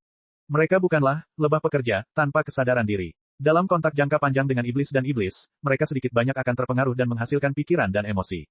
Paling tidak, demi pekerjaan, mereka harus mensimulasikan hal-hal serupa dengan kemampuan komputasi mereka. Namun, saat Chu Zixiao muncul, pertikaian antara petugas kebersihan dan pemurni berakhir dengan tiba-tiba. Mereka menatapnya dengan cara yang aneh pada saat yang sama, seolah-olah dia adalah sejenis alien yang telah terkontaminasi oleh virus. Chu Zixiao sudah terbiasa dengan tatapan seperti itu. Dia menarik garis pembatas dan berjalan langsung ke tempat di mana bau darah paling kuat. Mayor Chu, salah satu petugas kebersihan menghentikan mereka dengan kaku. Ini hanya insiden goal biasa. 4 hingga 5 tim petugas kebersihan sudah ada di sini. Kurasa kami tidak perlu mengganggumu, pasukan yaksa seharusnya sudah cukup, kan? Insiden goal yang biasa. Chu Zixiao bahkan tidak repot-repot melihat ke arah petugas kebersihan. Dia berkata dengan dingin, insiden rutin hantu tidak dapat diselesaikan secepat itu. Hanya dalam waktu 24 jam, hampir 1000 hantu telah lahir. Bahkan para pendeta dari klan paling baik pun terlibat. Ini bukan situasi yang dapat kamu tangani. Pergi. Dia mencoba mendorong alat pembersih yang ada di depannya. Namun sebelum tangannya menyentuhnya, dia melompat menjauh seakan-akan tersengat listrik. Hampir tidak ada emosi di mata Chu Zixiao. Dia melangkah maju tanpa emosi. Para pembersih dan tukang bersih-bersih di hadapannya seakan-akan telah dipisahkan oleh batu-batu dan secara otomatis membersihkan jalan baginya menuju lokasi kejadian pertama yang darahnya mengalir kemana-mana. Ini adalah ruangan campuran untuk akselerator. Di kabin sempit dan setengah terbuka, hampir 10 mayat tergeletak di tanah. Ada bekas gigitan binatang di leher, lengan, dan bahkan dada semua mayat. Yang paling menyedihkan bahkan telah kehilangan semua organ dalamnya. Tulang rusuknya menusuk ke langit seperti tombak yang patah. Adegan berdarah dan menjijikkan itu sama sekali tidak memengaruhi Chu Zixiao. Dia melirik semua tubuh yang hancur dengan acuh tak acuh, sebelum dia menginjak tanah di genangan darah dengan sepatu bot bersol tebal dan berjalan menuju kabin di belakang. Seekor binatang buas tampak terkunci di kabin bagian belakang. Raungan brutal bergema tanpa henti. Tabrakan, tabrakan, tabrakan. Dinding kabin yang tebalnya beberapa inci menggelembung karena benturan. Bagaimana situasinya? Apakah mereka hantu? Sebelum Chu Zixiao melangkah ke kabin kedua, dia tiba-tiba bertanya. Ya, mereka memang makhluk menyedihkan yang telah terinfeksi oleh virus Tao Tai, dan berubah menjadi hantu. Selain itu, dilihat dari peningkatan kekuatan dan agresivitas mereka, mereka adalah semacam versi virus yang ditingkatkan. Daya infeksi, daya mematikan, dan ancaman mereka semuanya telah ditingkatkan secara signifikan. Suara yang luar biasa lembut datang dari kabin kedua. Jika penampilan seseorang ditentukan oleh suaranya, maka pemilik suara itu pastilah seorang pria tampan yang tiada taraf. Akan tetapi, dilihat dari ekspresi aneh para pembersih dan pemurni di dekatnya, yang tampak sedang menghadapi musuh besar, seharusnya tidak ada seorang pun di kabin kedua 10 detik yang lalu. Ketika Chu Zixiao melangkah masuk ke kabin kedua, hal pertama yang dilihatnya adalah seorang aneh yang disegel di sudut oleh rantai setebal lengan. Ia masih mengenakan seragam compang camping seorang prajurit kapal perang, tetapi kulit di balik seragamnya telah berubah menjadi merah tua yang membara. Pembuluh darah tebal menonjol dari anggota tubuhnya hingga ke perutnya, membuat perutnya cacat dan bengkak, membuatnya tampak seperti wanita hamil. Tak ada lagi ketulusan atau kepatuhan di matanya yang kotor. Sebaliknya, ia tampak telah kembali menjadi binatang lapar yang otaknya telah dipenuhi oleh hasrat primitif.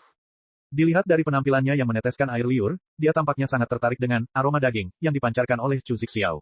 Dia ingin menerkam Chu Zixiao dan menggigitnya dengan keras, tetapi dia diikat oleh rantai dan tidak bisa lepas tidak peduli seberapa keras dia berjuang. Dia sangat cemas sehingga dia meraung dengan gila dan menabrak pelat baja di dinding kabin. Kepalanya berdarah, dan dia berantakan. Sebuah adegan menegangkan terjadi. Ia tertarik dengan bau darahnya sendiri setelah menabrak dinding kabin. Sambil menjulurkan lidahnya, ia menjilati darahnya dengan rakus hingga setiap tetes darah habis. Namun, ia belum merasa puas. Ia menggelengkan kepalanya lagi dan menghantam dinding dengan keras, meninggalkan banyak darah. Tampaknya, jika tidak ada seorang pun yang menghentikannya, ia dapat terus menabrak dan menjilati hingga ia terbunuh atau dimakan. Orang normal manapun pasti akan berteriak ketika melihat pemandangan aneh seperti itu. Namun, selain monster itu, ada 2 orang lain di kabin itu, termasuk Mayor Chu Zixiao dan seorang pria paruh baya lainnya yang wajahnya seputih giok, matanya seterang bintang, dan suaranya bahkan lebih tampan. Mereka berdua jauh dari standar orang normal, dari 3 kekuatan federasi, Federasi Star Glory, dan Kekaisaran. Chu Zixiao kehilangan minat setelah hanya melirik sekilas ke arah hantu itu. Dia berbalik dan menatap pria parubaya yang tampan dengan rambut panjangnya berkibar tertiup angin. Pria itu adalah Mimpi Hitam, Yun Haixin, salah satu dari 4 anggota inti pasukan yaksa yang telah bergabung dengan aliansi Santuari dengan pikiran jernih dan ingatan yang lengkap. Saya baru saja menyelinap ke dalam otak orang itu dan melihat apa yang terjadi di kompartemen mesin selama 24 jam terakhir. Itu memang pemandangan khas wabah, virus Tauti, kecuali bahwa wabah itu lebih cepat dan lebih brutal daripada yang sebelumnya. Sekelompok kabut hitam samar-samar tertinggal di mata Yun Haixin, menyembunyikan mata dan emosinya yang sebenarnya dalam mimpi hitam. Dia berkata, selain itu, salah satu dari 3 pendeta di Light Pursuit memang telah bermutasi menjadi hantu. Virus Tauti di masa lalu tidak mematikan seperti yang ini. Bahkan pendeta yang paling suci dan paling kokoh, serta orang-orang yang paling berbudi luhur, telah menjadi budaknya. Haha. Chu Zixiao mengabaikan ejekan yang terang-terangan dalam kata-kata Yun Haixin dan berpikir keras. Virus Tauti, yang telah menyebar di setiap planet dan setiap armada Federasi Star Glory selama 2 tahun terakhir bukanlah virus sungguhan tetapi, obat mental, yang memengaruhi otak manusia secara langsung. Dibandingkan dengan orang-orang yang dirasuki setan, dari Imperium Manusia Sejati, orang-orang dari Aliansi Santuari membanggakan pikiran telepati dan resonansi gelombang otak yang menakjubkan. Mereka akan membuka otak mereka pada waktu-waktu tertentu setiap pagi dan malam dan berjemur di bawah cahaya suci. Banyak perintah sederhana yang dikirimkan langsung melalui gelombang otak. Cara komunikasi dan struktur sosial seperti itu membuat otak mereka lebih rapuh dan rentan terhadap gangguan dan campur tangan orang-orang yang berniat jahat. Selama otak salah satu anggota Federasi Star Glory diserbu dan semua orang membuka otak mereka selama ritual cahaya suci, kemungkinan besar mereka akan terinfeksi dan berubah menjadi wabah emosi dan virus berskala besar. Virus Tauti adalah obat yang bekerja langsung pada otak dan merangsang hasrat primitif di dalam jiwa. Lebih tepatnya, merangsang nafsu makan manusia. Bila obat yang begitu rahasia dan mematikan itu ditanamkan ke dalam otak melalui spiritual nexus, pikiran telepati, atau hipnotis, maka akan memicu nafsu makan yang telah lama terpendam. Pada awalnya, virus Tauti akan menipu indera perasa dan saraf seseorang sehingga seseorang akan dapat merasakan makanan lezat yang terasa seperti lilin kunyah. Tidak sulit untuk membayangkan betapa menggetarkan jiwa ledakan tiba-tiba selera itu bagi orang-orang di tempat suci yang telah meminum pasta hambar sepanjang hidup mereka. Orang-orang malang dari Federasi Star Glory sering kali terperangkap oleh virus Tauti dalam sekejap mata dan berubah menjadi budak nafsu makan mereka. Namun, seperti semua obat-obatan mental memiliki masalah tidak terpenuhi yang terus meningkat. Semakin banyak mereka makan, semakin dalam mereka tenggelam dalam makanan, semakin tidak puas mereka. Semakin tidak puas mereka, semakin mereka harus menelan lebih banyak makanan. Pada akhirnya, rangsangan obat-obatan mental berangsur-angsur memudar. Tidak peduli seberapa banyak makanan sintetis yang mereka makan, mereka tidak dapat merasakan rasa manis apapun darinya. Pada saat itu, orang-orang yang mulutnya telah dimanjakan oleh virus Tauti tidak tahan lagi dengan makanan sintetis yang membosankan. Saat ini, kepercayaan mereka kepada para dewa dan penghormatan mereka kepada Tuhan mereka telah lama hancur dan dilahap oleh kerakusan dalam perut mereka. Mereka tidak lagi peduli dengan aturan atau ajaran apapun. Mereka akan melakukan apa saja untuk menemukan makanan yang lebih segar dan lebih manis, makanan asli, bukan kotoran yang lengket. Sayangnya, di sebagian besar planet dan kapal antariksa tempat sumber daya langka, terutama dalam jangkauan yang dapat dicapai oleh lebah pekerja dan lebah prajurit, tingkat bawah, hanya ada satu hal yang dapat disebut makanan lezat. Mereka adalah darah daging satu sama lain. Begitulah hantu lahir. Otaknya telah terkikis dan lumpuh karena virus Tauti. Kesadarannya telah dikendalikan oleh nafsu makannya yang besar. Dia akan menggigit siapapun yang dilihatnya dan memakan daging kapanpun dia melihatnya. Dia akan menghisap darah mereka, mengunyah tulang mereka, dan melahap organ dalam mereka. Dia akan menikmati kenikmatan yang tak tertandingi saat menelan darah mereka. Ini adalah gambaran khas dari seorang hantu, korban menyedihkan dari virus Tauti. Tidak diragukan lagi bahwa virus Tauti adalah senjata jahat yang diciptakan oleh Raja Boneka, pemimpin baru hati Tuhan, untuk menggulingkan Sanctuary. Terlebih lagi, selama setahun terakhir, Raja Boneka telah memodifikasi dan meningkatkan kerusakan virus Tauti. Awalnya, itu hanya menggiurkan dan haus darah, tetapi kemudian, itu cukup untuk memicu sekresi adrenalin dalam tubuh seseorang, membakar vitalitas puluhan tahun dalam sekejap mata dan mengubah seseorang menjadi monster dengan kekuatan luar biasa, kecepatan luar biasa, dan cakar serta gigi tajam. Goal Outbreaks yang mengejutkan itu semuanya adalah mahakarya Raja Boneka. Cek. Rakan-rakan kultivator sekalian, sebelum retret, sila terus berkultivasi untuk jurus subscribe, like, share dan komentar agar sekte novel Sadim terus berkembang pesat.